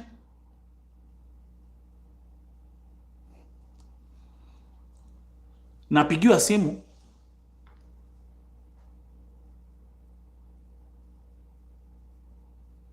naambiwa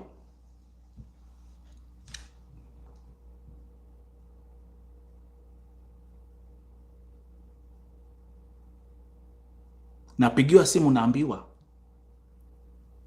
mpaka mwili wa Leonardi ulikuwa umechomwa na acid.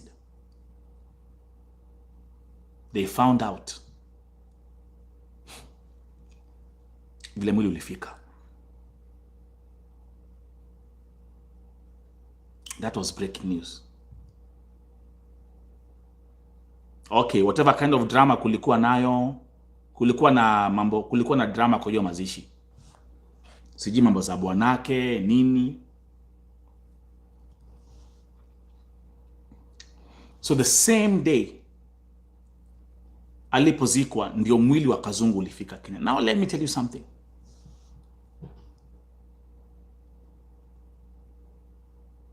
Bill, can we focus, please? You guys listen, you're not getting under my skin for a second. Can we focus? This is serious.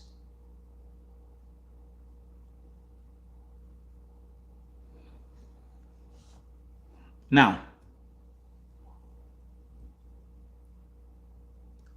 cousin ya Kazungu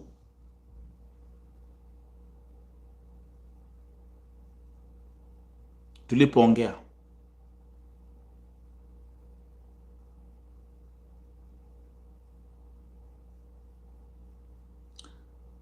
akanambia Nelson, Arabu ni wanyama. And this this is a very personal statement I'm going to give right now.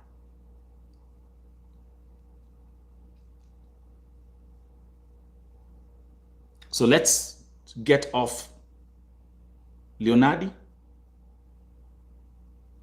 Let's now come to Celine Kazungu. Cousin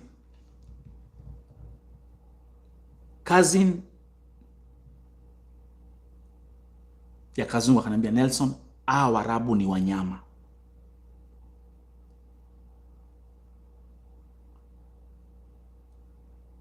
Guys,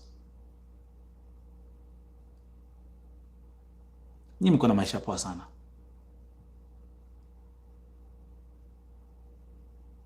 So what she did, akanambia Nelson, wacha, akantumia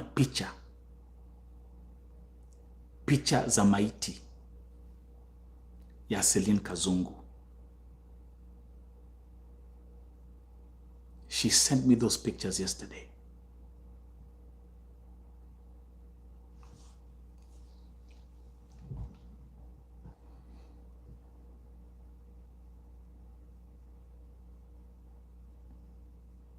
Let me say this.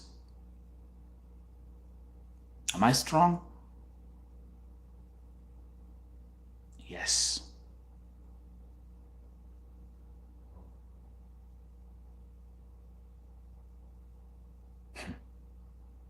Are there moments you feel like you can just drop everything? Yes. Acha niwaambie, nyinyi wote ambao mko hapa,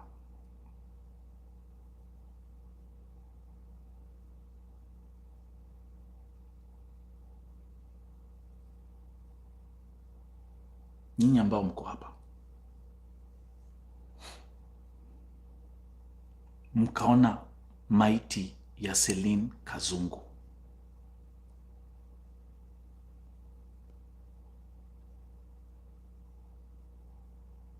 mkaona vile huyo msichana amefanywa,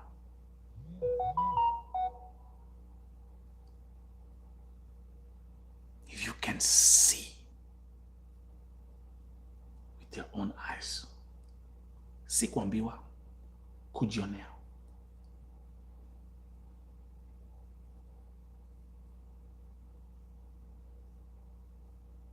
you could type up here, rest in peace, may God rest with you, whatever, all that stuff. Let me tell you something. That for me right now is not even. Again, don't get confused. So asili ilikuwa ni Leonardi ambaye alizikwa. But let's come back. I'm talking about Kazungu. Now, let me see. Give me 1 second, guys. I might do this quickly.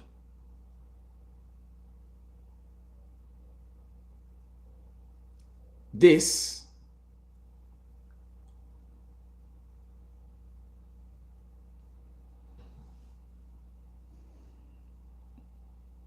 ni msichana.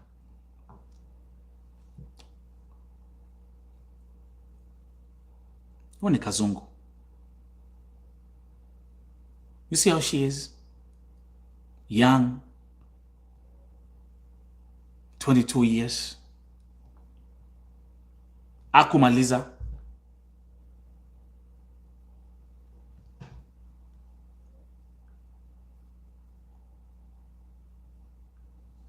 I won't show you the picture ya maiti again because also guideline za YouTube.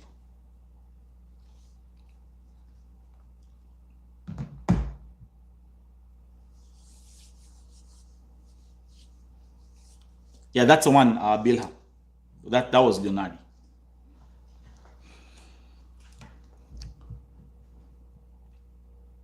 She looks so beautiful on that picture. The same thing like Beatrice Warogoro. She looks so beautiful on the picture. Lakini ukiangalia picha ya maiti unasema, Jesus Christ, what the hell is going on? Aki mukaona.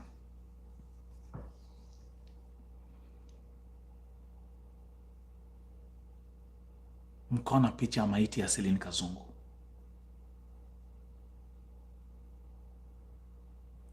Utapiga nduru. Utapiga nduru.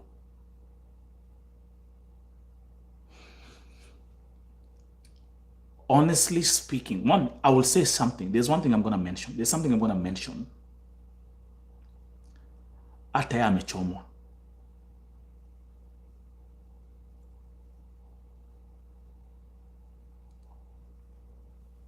Yeah, Madam Boss ameandika hapo. Watu wanaliwa kama kuku.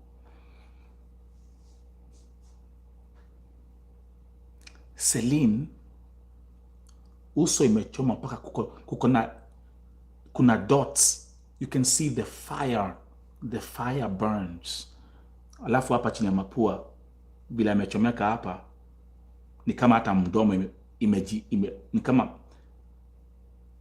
Anyway, let me not go there. Lakini I swear in the name of my living God in heaven, nikiangalia picha ya maiti,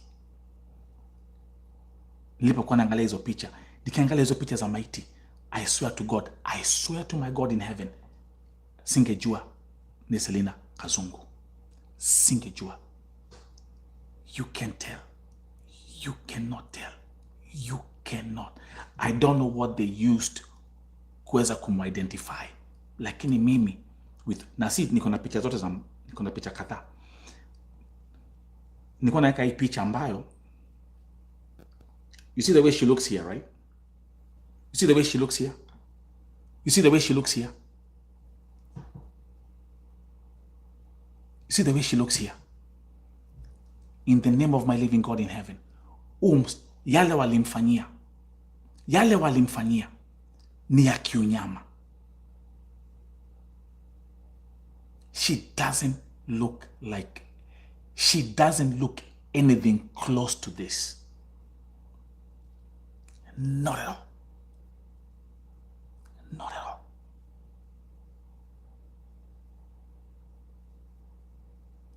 Not at all.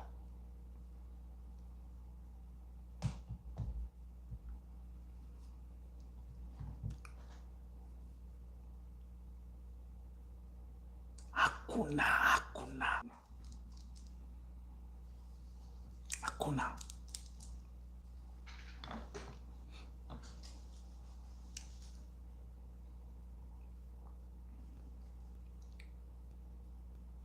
Sasa, Bilha, now I think you're also getting mixed up. Guys, can you, for those ones, you hide. Don't delete. Bilha, you hide. You don't delete. Once this chatbot beep, you hide the user in the future.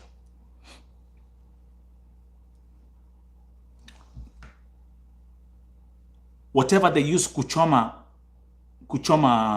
Selena, I don't know what they used.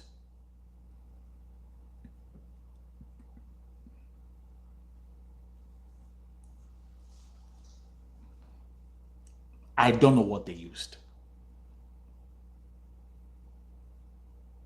Lakini, I swear in the name of the living God, huyo msichana ile kifo alikufa ilikuwa ni kifo ya uchungu.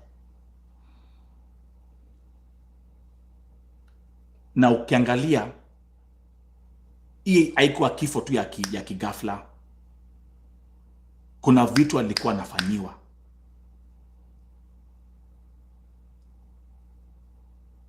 Alafu akafika mwisho. Now,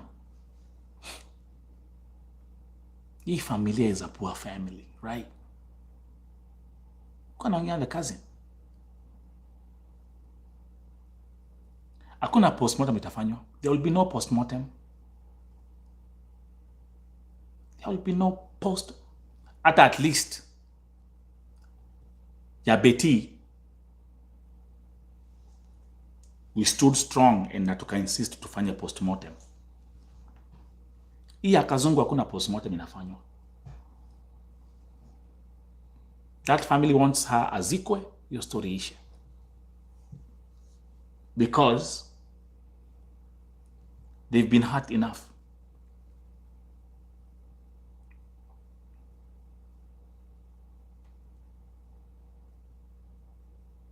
They've been hurt enough.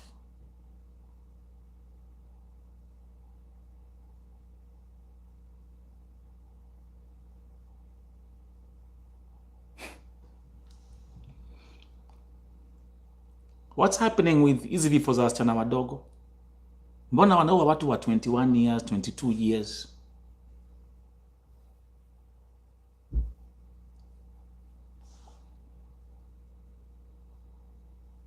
Yeah?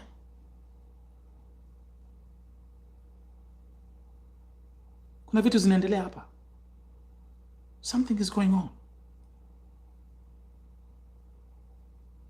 Kitambo nilikuwa nasikia tu akisema ati watu kutolewa kafara. Watu wanatolewa kafara. This is not normal. This is not normal.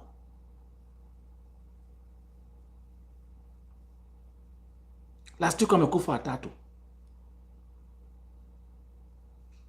Joyce Wangeshi, 22 years.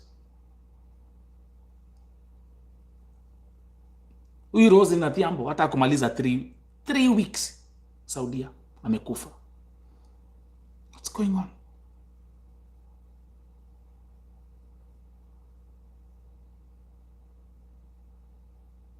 So, I want you guys to remember. Nataka mkumbuke haya.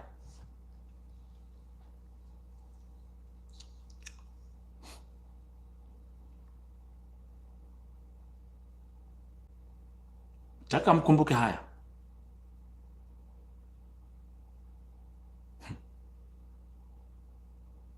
Nataka mkumbuke haya. And I've been saying this all the time. Lillian Monai, thank you very much. Thank you very much for saying what I was about to say.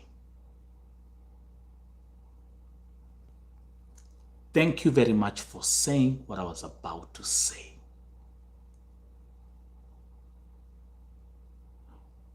Let me go back to Mamake Beatrice.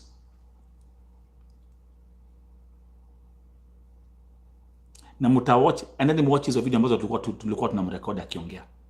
Na akinipigia simu. Na nikimpigia simu. Kila wakati nikipigia Mamake Beatrice alikuwa ananiambia, Nelson. Mwana wakwa. Kegwere.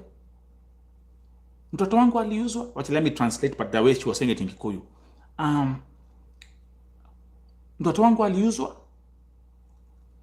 She was very specific. Listen to this. Alikuwa anasema hivi. Nelson, mtoto wangu aliuzwa. Scholar alipo 1 million, mtoto wangu atolewe sehemu za mwili. She was saying that all the time. Enda muangalia video. Hata kwa video alikuwa anasema hivyo. Nilikuwa nasema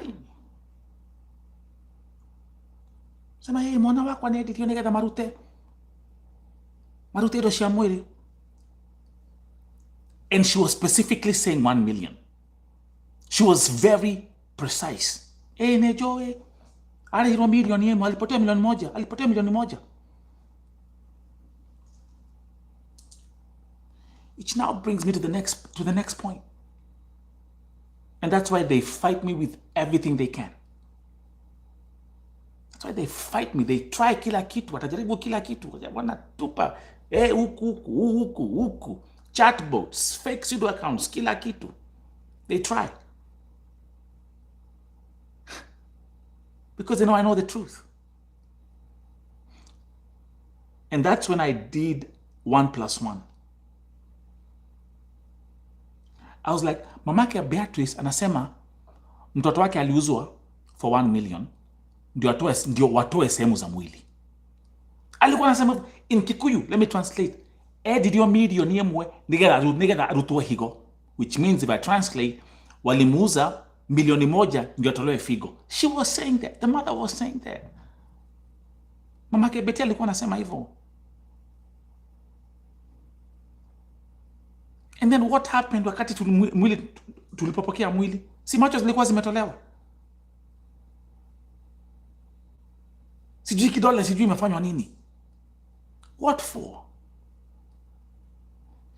And that's where I started. And that's exactly where I started. Nikaanza kusema sikiza. Kwa hivyo hata inabaki. Wait a minute. Before ni sema kuhusu statement ya mamake Beatrice.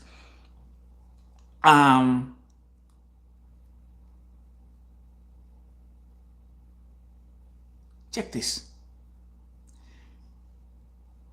Kwa YouTube comments nikaanza kupata comments za Waislamu, Waarabu kwa comments YouTube. Here, YouTube hapa. Do you know what they were saying? You know what they were saying? Wakasema ya kwamba kuna Waarabu ambao huwa wanajiinvolve na vitu very dark activities za kiushetani.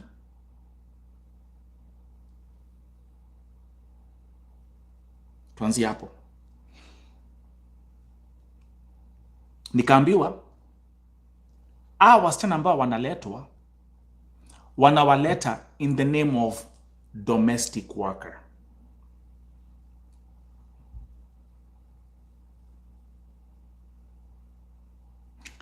Lakini the real intent ya wao kuleta kwa hizo nyumba ni wauliwe, watolewe kafara. Huo ni Mwarabu. Not one comment, not two comments. Kuna comments kadhaa, na kuna actually one of them nilipata huyo Mwarabu alinitumia akiwa ako Gulf. I won't say where, I won't even say majina, lakini alinitumia kwa email. Kanambia, Nelson, this is exactly what's going on. Mary Peshke, thank you. We'll talk about that. Then nikaanza kufanya my research. Nikaanza kusema, mbona wasichana wanakufa wakiwa wadogo hivi?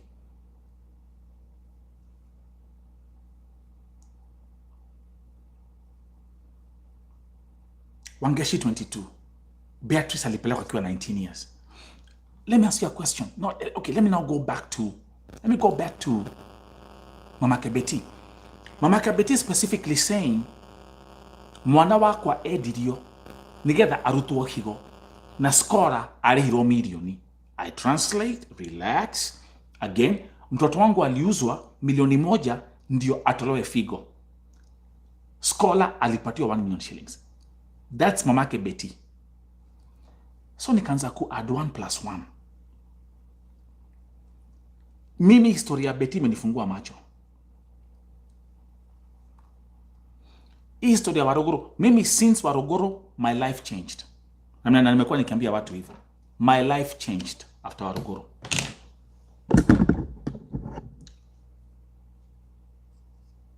My life changed. You know why? And I believe this.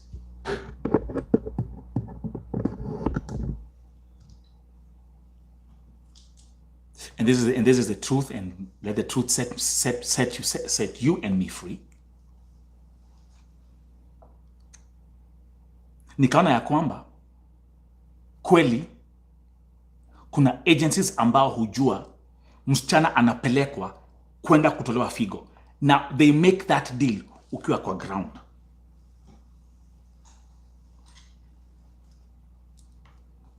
Mko hapa muna watch. You know they follow me everywhere. So basing that on the argument of what Mama Beatrice alikuwa na, and Mama Beatrice will tell me that all the time. Kila kila wakati, kila conversation. Mbona walipeleka Betty akiwa 19 years?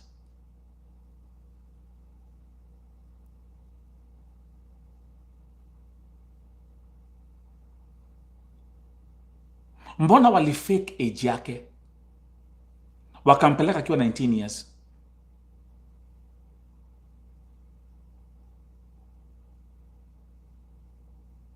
And guys,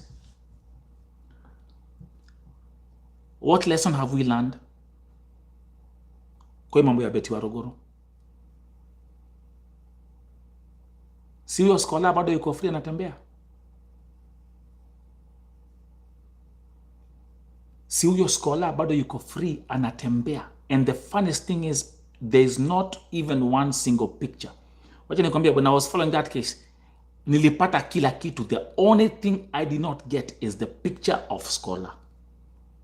See, she's working free. Maybe better she's here watching.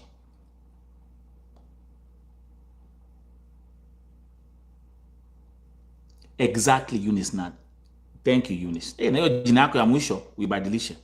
Change that last name. I don't like it.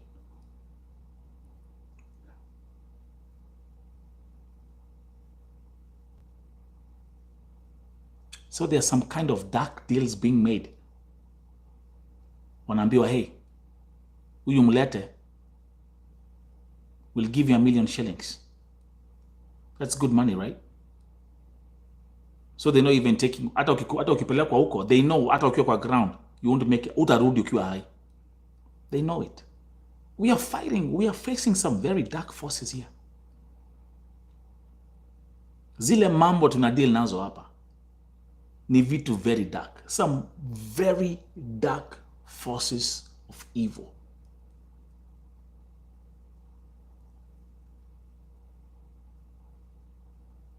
Angalia comment ya Masikimu.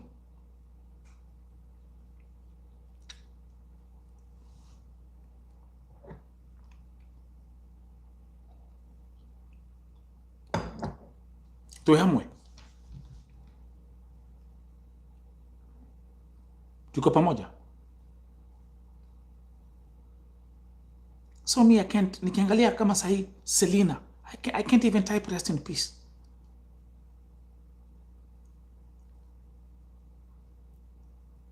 How can I type rest in peace na najua vile huyo mtoto anakaa? How can Nyambo, now the outside world, it's rest in peace, mtu anaendelea na shughuli zake. And that's not true. I can't forget.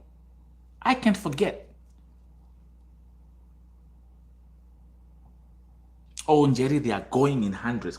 Like right now, they are traveling in hundreds. And me, I have my sources of information.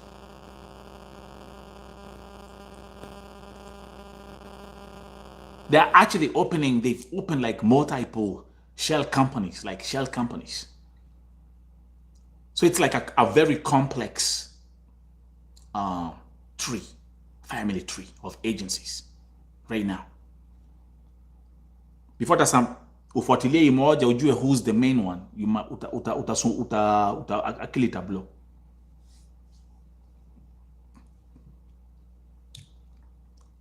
The permanent secretary of the Ministry of Foreign Affairs, Macharia, alisema the deployment system is dysfunctional. And we need to close the country, Saudi Arabia, until the system is fixed. Start a new process of registering companies, agencies. Or make this a government-to-government contract. Because agencies wakisikia hivyo kwanza bonokos, they start kissing the sky.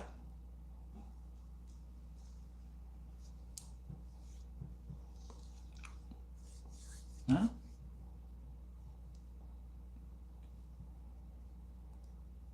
We are dealing with some but again, because I know that,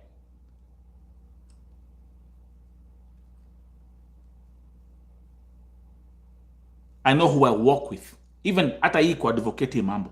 Nakwambia, nilikuwa napatia hatu mfano mwingi. I've been running VO for 8 years. And okay, Josephine, yeah, give Josephine Yokela. Nikupatie mfano. Let's take only Tuesday.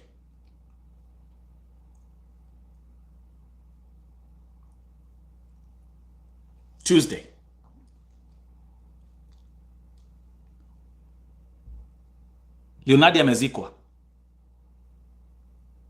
on Tuesday. Najua ameuliwa. The same Tuesday, mwili wa Kazungu, maiti ya Kazungu imefika Kenya kutoka Saudia. Si ndio? Na hiyo same Tuesday, there were flights, a very large group of Kenyans left going to Saudi Arabia. On that same day. It's mind-blowing.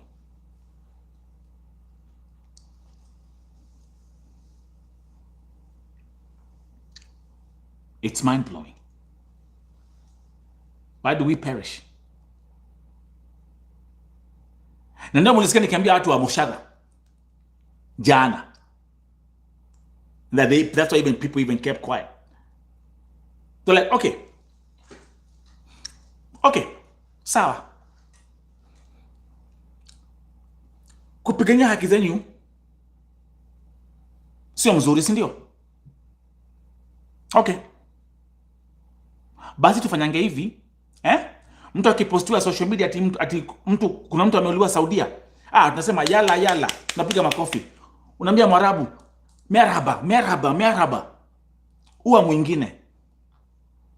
Nikauliza, is that what you guys want? Is that what you want? If that's what you want, tuanze system mpya, tufunge hii kazi haraka. Oh, you know what? Kazungu ameuliwa. Oh, merhaba. Unaambia Mwarabu, merhaba. Shukran habibi. Shukran habibi. Is that what you want?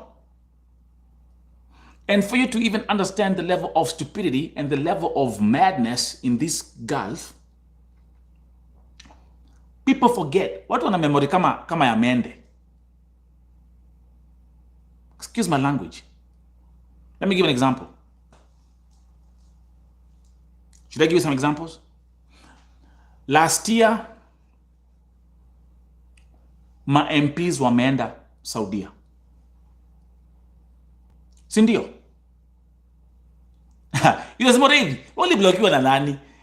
Jana kwanza huu ni best yangu. Huu ni wala kula meno, amekula meno, amekuja kwa YouTube, amekula meno amechoka. Yule Zmorevi, karibu, kujia hug. Get out of here.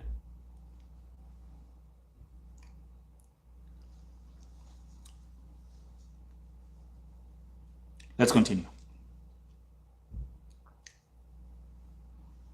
Last year,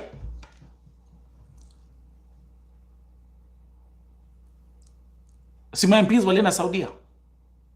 Si ndio? So walienda. Ule Sankok alisema nini kuhusu wasichana wa Saudia? Remind me.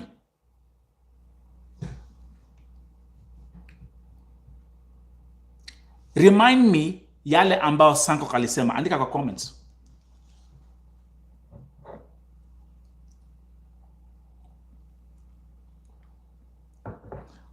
I want you to see the level of madness. Remind me exactly.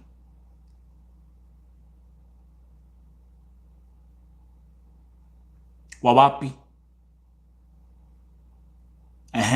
Wawapi? Sema kabisa, complete sentence. Josephine, sema exactly vile alisema.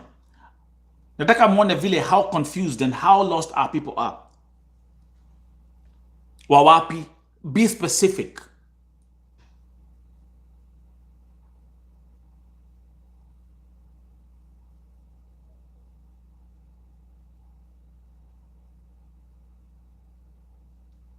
Exactly. Munakumbuka? Kwanza kwa page yangu, Nelson ongea. Watu walipiga nduru ya Saudia wakatoa wig, wakatoa waist trainer, wakatoa mascara, wakatoa eyelashes, kila kitu, wakipiga nduru ya kwamba Sankok amewatukana. Ukweli ama si ukweli? Remember? I want you to see how confused our people are. Remember? Watu walipiga manduru. TikTok, watu walipiga manduru. Kulikuwa na livestream.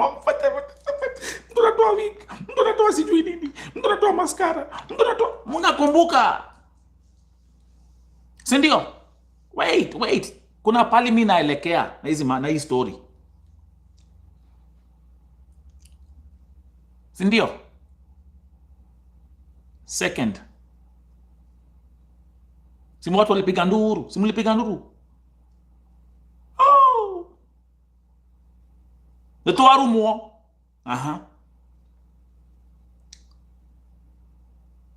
And I spoke.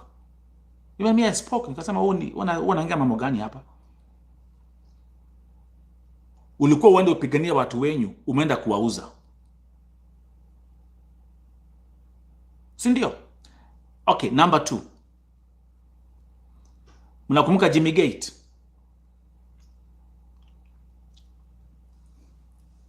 Mnakumbuka Jimmy Gate? Last year. People have short memories, man. Lakini tuendelee. Mnakumbuka Jimmy Gate? Jimmy Gate alisema nini? Remind me.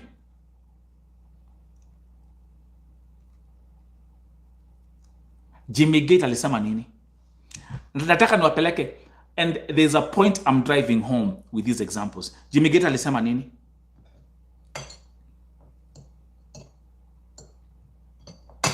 Andikeni hapo.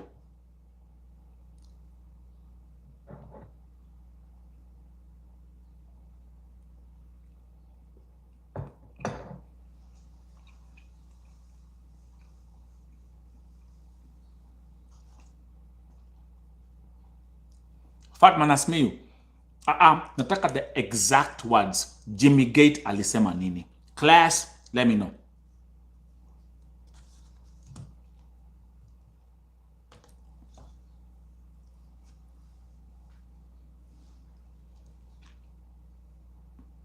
What did he say? Mshasahau.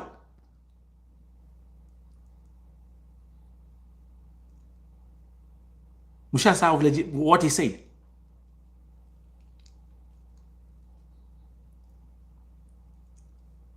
Na alipigwa vita wiki tatu, wiki nne, because of a statement he said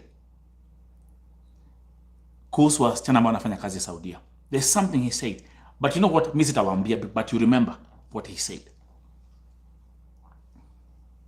Wakatoa mawigs, wakashika vichwa, wakapiga nduru, wakafanya ma live stream kwa TikTok, zikajaa Facebook kwa kuwa na nini,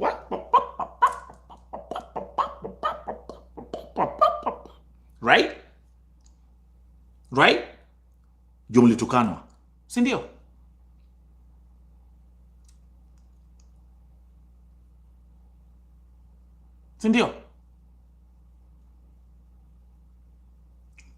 Number 3. I've never Josephine, thank you. Number 3. I've never mentioned jina yake hapa. And I never mention his name, and I don't even watch his stuff. I don't even care about his stuff. Lakini I'll mention one more person. Kuna jamaa litangwa Kife.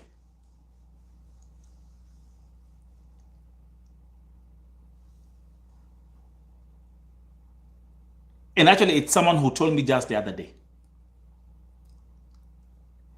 Kife hutukana wasichana wa Saudia kama kitu ingine. Hata wacha Sankok. Hata wacha Jimmy Gate. Kife hutukana wasichana wa Gulf na maneno. Mimi niliwatch hiyo video, anatumia matamshi ambayo siwezi kuyasema hata kwa hii live stream yangu, lakini vile anawatukana,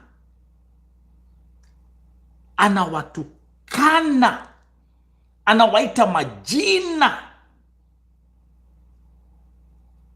Jehova,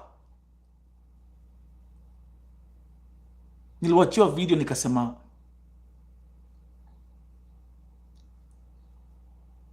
seriously?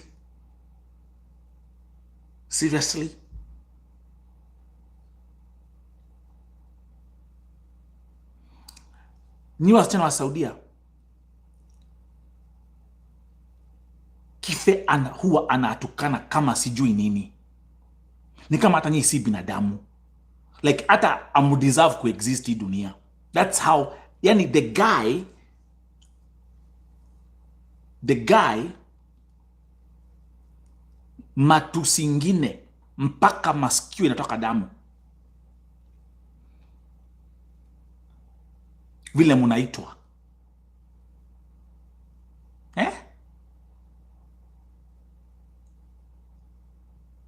Okay,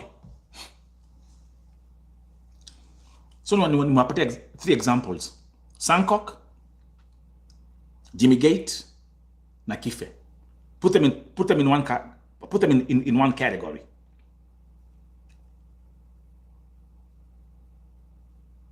Kuja hapa, ani watu wako watukana, si ndio?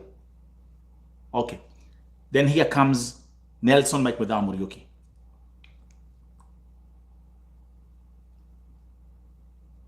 Napigania haki zenyu, nimekuwa nikiokoa wasichana, nimekuwa nikiwasaidia, niko na petition kwa bunge, niko na barua kwa Ministry of Foreign Affairs, napanga maandamano ya kwanza ikakuwa successful, ingine tunaenda. Everything for you, not for me, for you. And guess what? Unapata bado people have the authority to fight my cause.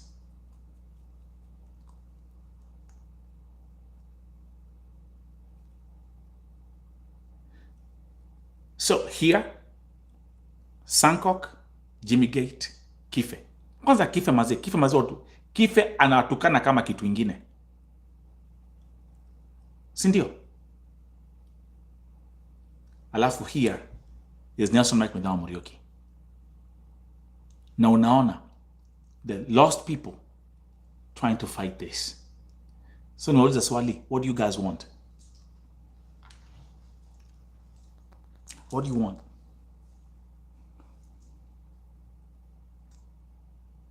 That's a question. What do you want?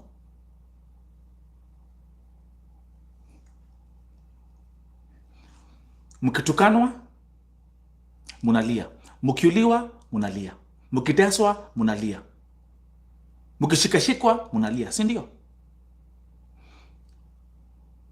That's one side.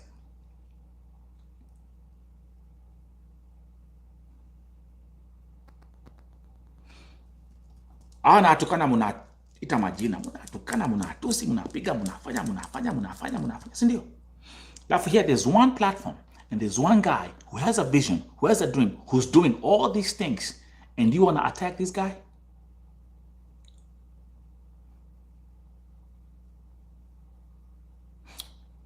How confused are you? How confused can a population be?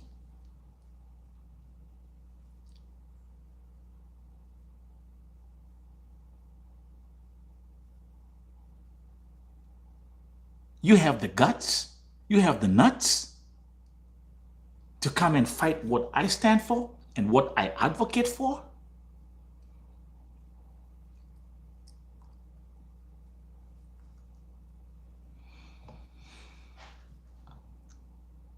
What do you want? So actually, I can chill Kife akiwatusi nasema go ahead. I can do that, but my conscience is different.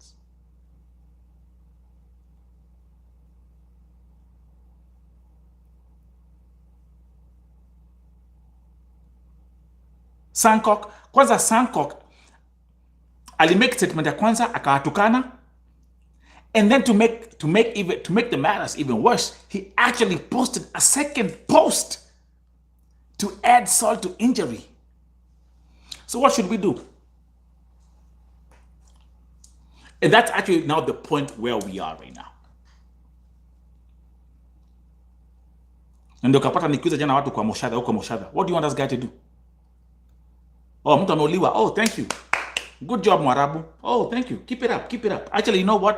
Kuna wengine wameingia kwa ndege, waacha uletea msana mwingine pia huyo uue. Keep it up. Oh, keep it up. Oh, keep it up. Oh, yalla. Merhaba. Shukran habibi. Shukran wa iguru. Shukran habibi. Is that what you want? And yet you wonder why the Bible says my people perish because of lack of knowledge. Right? Because mkipatiwa hii munalia, na mkipatiwa hii side nyingine ya usaidizi bado muna complain. So what do you guys want?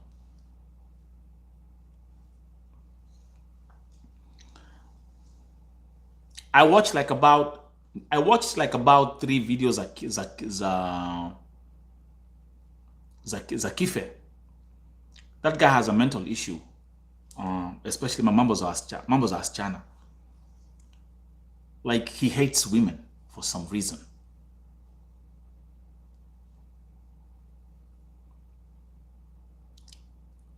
Jimmy Gate runs an agency. Folks, Jimmy Gate runs an agency. I knew that hata before nyinyi mwanze kuongea mambo za Jimmy Gate. I knew that.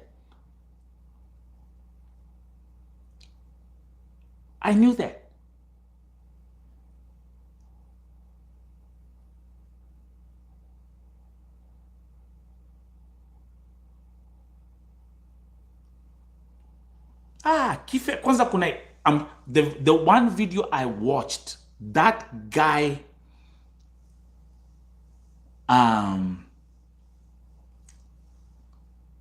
man, mpaka mlikuwa mnafanyiwa hivi. Ati sijui ati watu mademo wa Saudia ni hapa. You know what that means, eh? Mukitwa nini? The guy man anatukana man.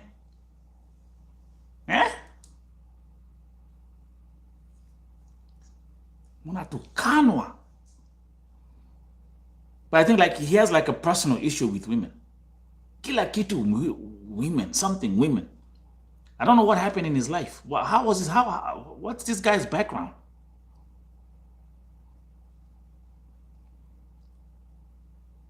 Unaweza kuwa umechukia wanawake hivyo for no reason.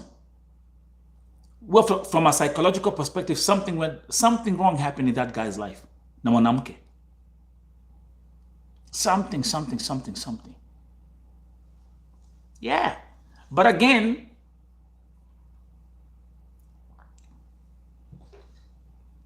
mpaka even women pass it. Man, the guy, I think the guy attacks everyone, attacks the whole village. Again, there's one thing he did at Napoli. Alichukua, kuna video alichukua hapa kwa Vo TV. I haven't even spoken because I saw it. Kuna video alichukua hapa kwa Vo TV, but akiongea au kusema alitoa kwa Vo TV, alisema alikuwa he was mentioning Tuko. And the good thing he did, because it's an original production, he blurred the video. But I'm in America, so we can deal with that from a different perspective if I want to. But this is not your time. I don't have time for that energy.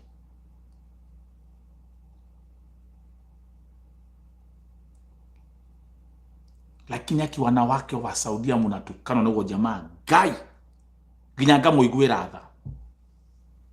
You know what? Hata fast Sankok. Hata fast. Unajua ilikuwa ya Sankok ilikuwa tu ni one line, 2 lines. This guy goes in on you, man. And someone was telling me he's actually doing it like every week.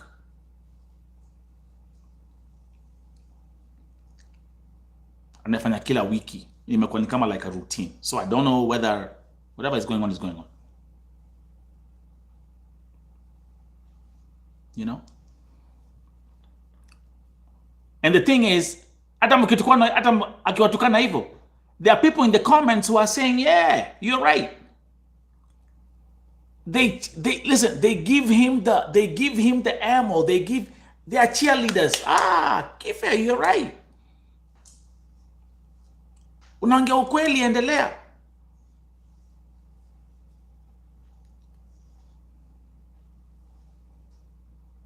I'm telling you.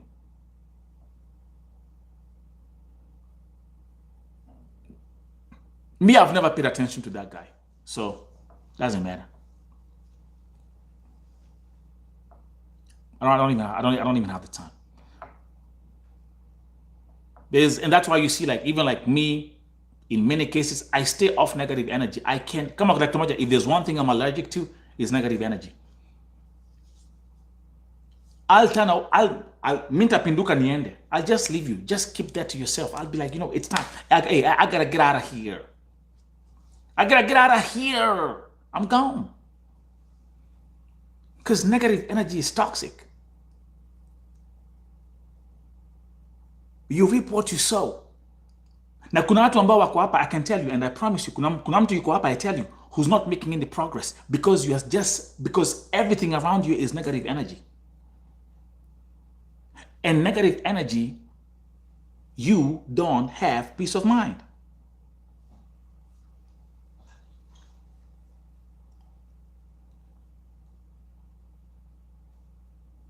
Hakuna kitu mbaya kama the negative energy. There's that negative energy. It's bad. You can't grow. You can't mature. You can't be productive. There's so many things that the negative energy do to your life, man. Itakuharibia maisha. Get off negative energy. Get off negative people. And even here in America, I've been around a lot of people who are negative. Starting from my previous workplace. And I will tell them it's not about the money.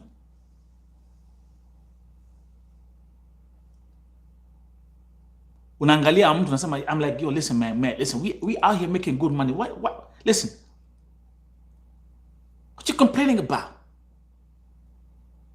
What you freaking complaining about? Complaining about your dogs and about your cats and, oh, because your cat is having a stomachache, now you're in a bad mood. That's first world problems. Jerry is here because he can tell you some of the things we've seen in these countries. Oh, what's your problem? Oh, my cat is having a stomachache. Oh, she ate the wrong cookies last night. Oh, I cannot. I'm like, God damn it, you're freaking alive. Paka. And then they will bring that negative energy to the place of work, and then they will sambaza kila mahali. Paka. And then for me to get even interesting, if I interpret the whole nonsense in Kikuyu. Reu nyau yaku ni radio neda. Reu otidaha we na bad mood ha. Kakware. You see where I'm coming from? That negative energy is bad. Na unapata easy communities zote unapata. Easy group za Moshadha, easy group za TikTok. Yeah? Like that is the one, like me, like personally, because there's so much technical knowledge I have about TikTok, and I've seen it, and I know the technical knowledge behind it. Do you know what I do with TikTok? Look, I have over 40,000 followers on TikTok, right? My TikTok time, my time on TikTok a day is less than 10 minutes. And that's only if kama kuna video I want to put, I go put the video up, then I leave. I'm done. You won't find me scrolling on TikTok nikiangalia. No, I don't do that nonsense. I don't have time for that. I gotta get out of here.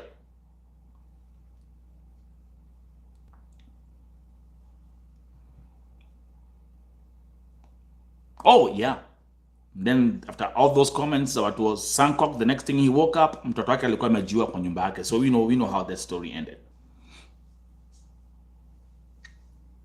See where I'm coming from. Lakini at this point, natamia nyinyi watu wa girl pale imefika. Pale imefika. Guys, it's time that you even, I'm not saying everyone, I'm saying for those who are still lost sheep. It's time to start making up your mind. Mtatusi Jimmy Gate, mtusi Sankok, mtusi Kife. And that's why Kife gives it to you the way he gives it to you. I think hata amezoea. Hata mkimtukana, I think the guy is so much used to your lifestyle. Anakuja anatukana kabisa.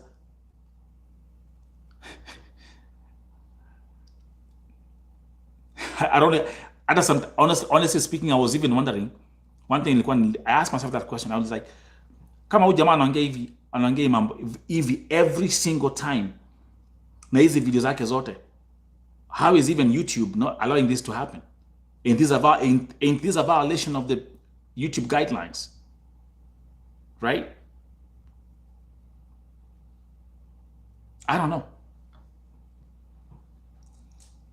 So you can't be fighting this and you can be and be fighting and try to fight this at the same time. Make up your mind. Make up your mind. Nacha niwaambia wale ambao mko hapa and those who we've been here, Vote TV family, YouTube. You guys, everything that we've been doing here, you're planting a seed and you're seeing a blessing. It's Alpha. Where are we safe? Mkitatoa mnalia. Mkitukana mnalia. So what do you guys want? It's time people make up their damn minds right now. And I repeat, I know kuna mtu moja, there's one person, and I repeat, there's one person at God's time ambaye nitamtoa maskara kidogo.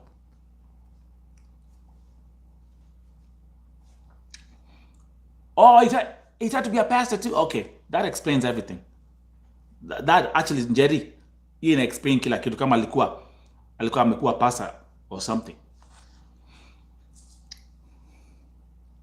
Because you see, historia, all of a sudden, uko USA. Duh. I've been running Vote from USA for 8 years. But I did 1+1 together. Because about 2015 nilipoanza Vote, there's a group of people ambaye the first attack ilikuwa ni hiyo. Huyu ako Boston, ako USA, atatusaidia aje, atafanya nini? That was 8 years ago. And now nimeona the same person, the same person, the same person ameanza hiyo ujinga. Niliambiwa.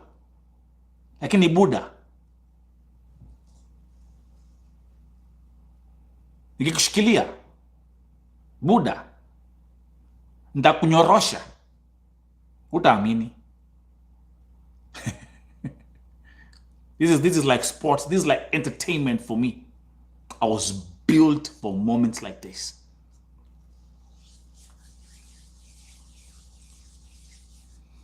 Umepata hiyo language. I was like, wait a minute. Mbona all of a sudden nasikia tu kitu. You are USA. We are USA. I'm like, duh. I've been here for 8 years. I've been running Vote for 8 years. I've been rescuing women for 8 years. I've been running the Vote website, everything for 8 years. Lakini nasikia imeanza kutumia all over. Then I was like, I did 1+1. And I know exactly, it's the same person ambaye ameanza kutumia the same language on his platform. Sijali buda, takupiga pasi kidogo.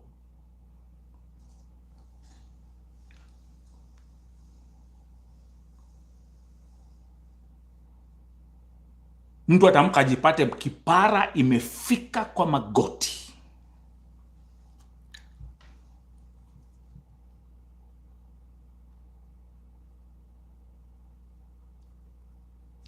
Let's run for 10 more minutes.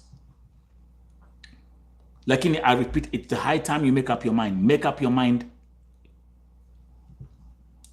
Mukitukanwa munalia. Mukisaidiwa munalia. What do you want? Serikali.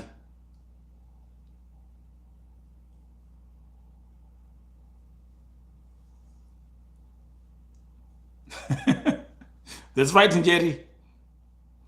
Lakini kama umesema hiyo story ya him being a pastor or trying to be a pastor, and then I think that explains everything. At even as I was about to come live, the first video that popped up was this video, and he's driving and he's talking about women. At least you at ukiwa in your 20s or something. I was like, I just mute it. I just mute and then just keep on rolling. Like there's nothing constructive that you can get out of it.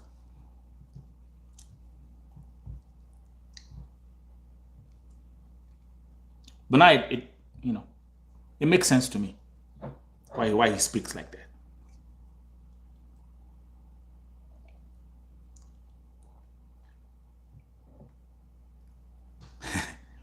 Last but not the least,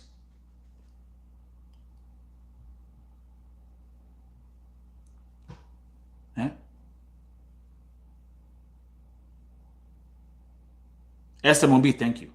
Yeah, I wanted to come to closing, tuangalie mambo zao. Yeah, ukiona kama uko safe, hata fama zio kupotea. Na sahi wale ambao mko Saudia, pigeni polisi simu. Just dial that number. What's the number for Saudi ya Karao? Is it 999? How many 911? What's the number?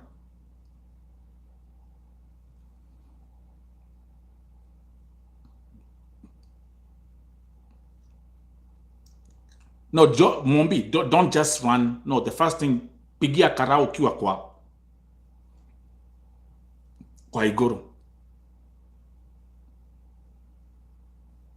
Pigia Karao ukiwa kwa contract, ukuja uchukuliwa ndani ya nyumba. Because now what they're doing is, and that's tumelan na mambo za Eunice Wangoi. One of the saddest stories. Story ya Eunice Wangoi mimi imenimaliza roho kabisa. Yeah, Madam Boss, what's the emergency call number?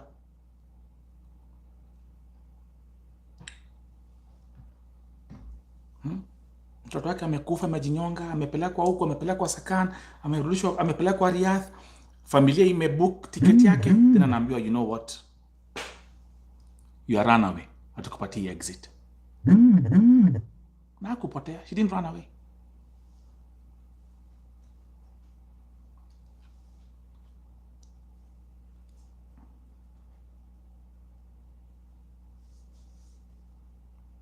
Okay, yeah. So please do that ukiwa ndani ya nyumba. Alafu there's a golden rule. Ukichukuliwa upelekwa kwa Karao, please usitikie kurudi kwa hiyo nyumba. There are two choices. Embassy ama kwa ofisi. Na hata ukienda kwa ofisi, uambie no way urudi huko. Sababu kuna wasichana wengine because ya woga.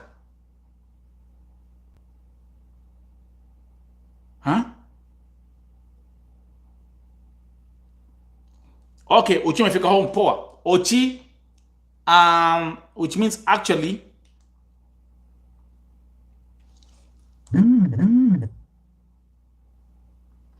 come and say this, there's someone who wants to share her story na kwa Saudia ama kwa Nairobi. Ni sangapi yuko? Okay, perfect. So Ochi, it's 2 p.m. Can you please get that that edit running. Edit that video. Can I have the video by 9 p.m. leo? Nitakutumia intro na kila kitu. Can you confirm?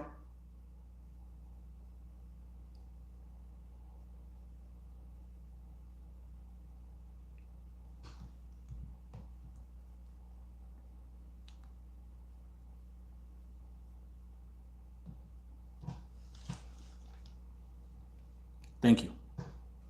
So mwanisikia?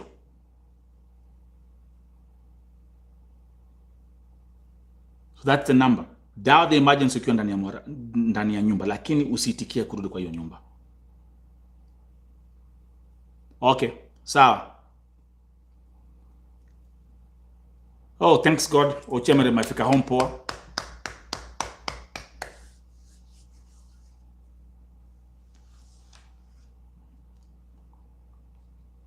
And we also pray for quick recovery.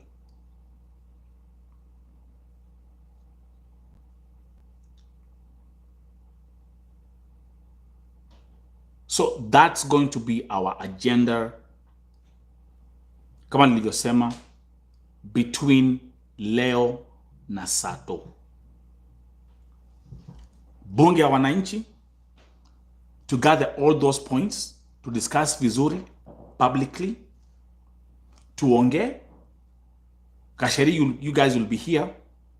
All the moderators, make sure you are here.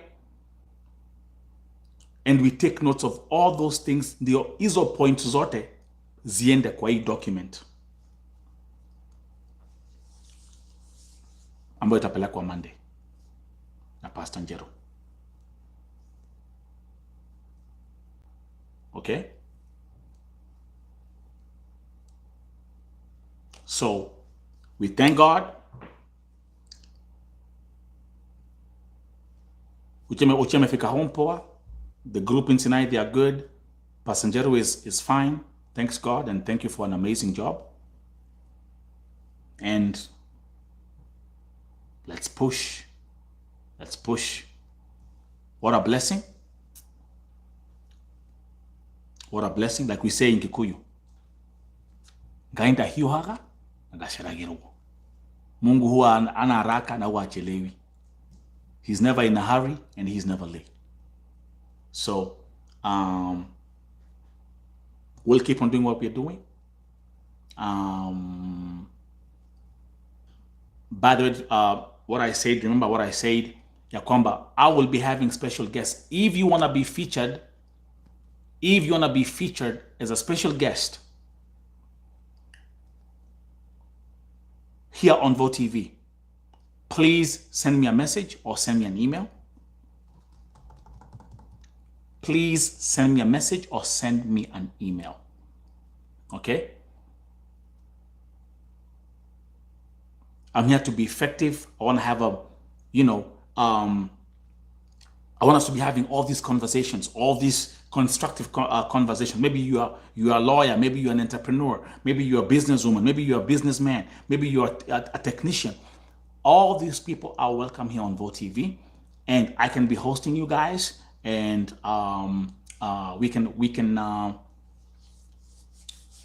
yeah yeah Kasheri, and we can continue educating people, building this platform, building our people, transforming lives. That's exactly what Vote TV is all about. There's no time to get caught up in some shenanigans, some stupid shenanigans. This is a platform of quality. I repeat, this is a platform of quality. Okay? So,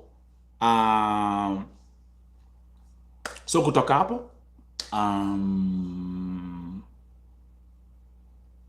that's exactly, we've covered enough for 3 hours. That's an amazing thing. And I will catch up with you guys later. Let me get some sleep, at least nilale, and then now the fact that everyone ucheme fika home vizuri, Pastor Njero is good where he is. Now I can at least have a peace of mind. Okay, so guys, thank you na tupatane baadaye.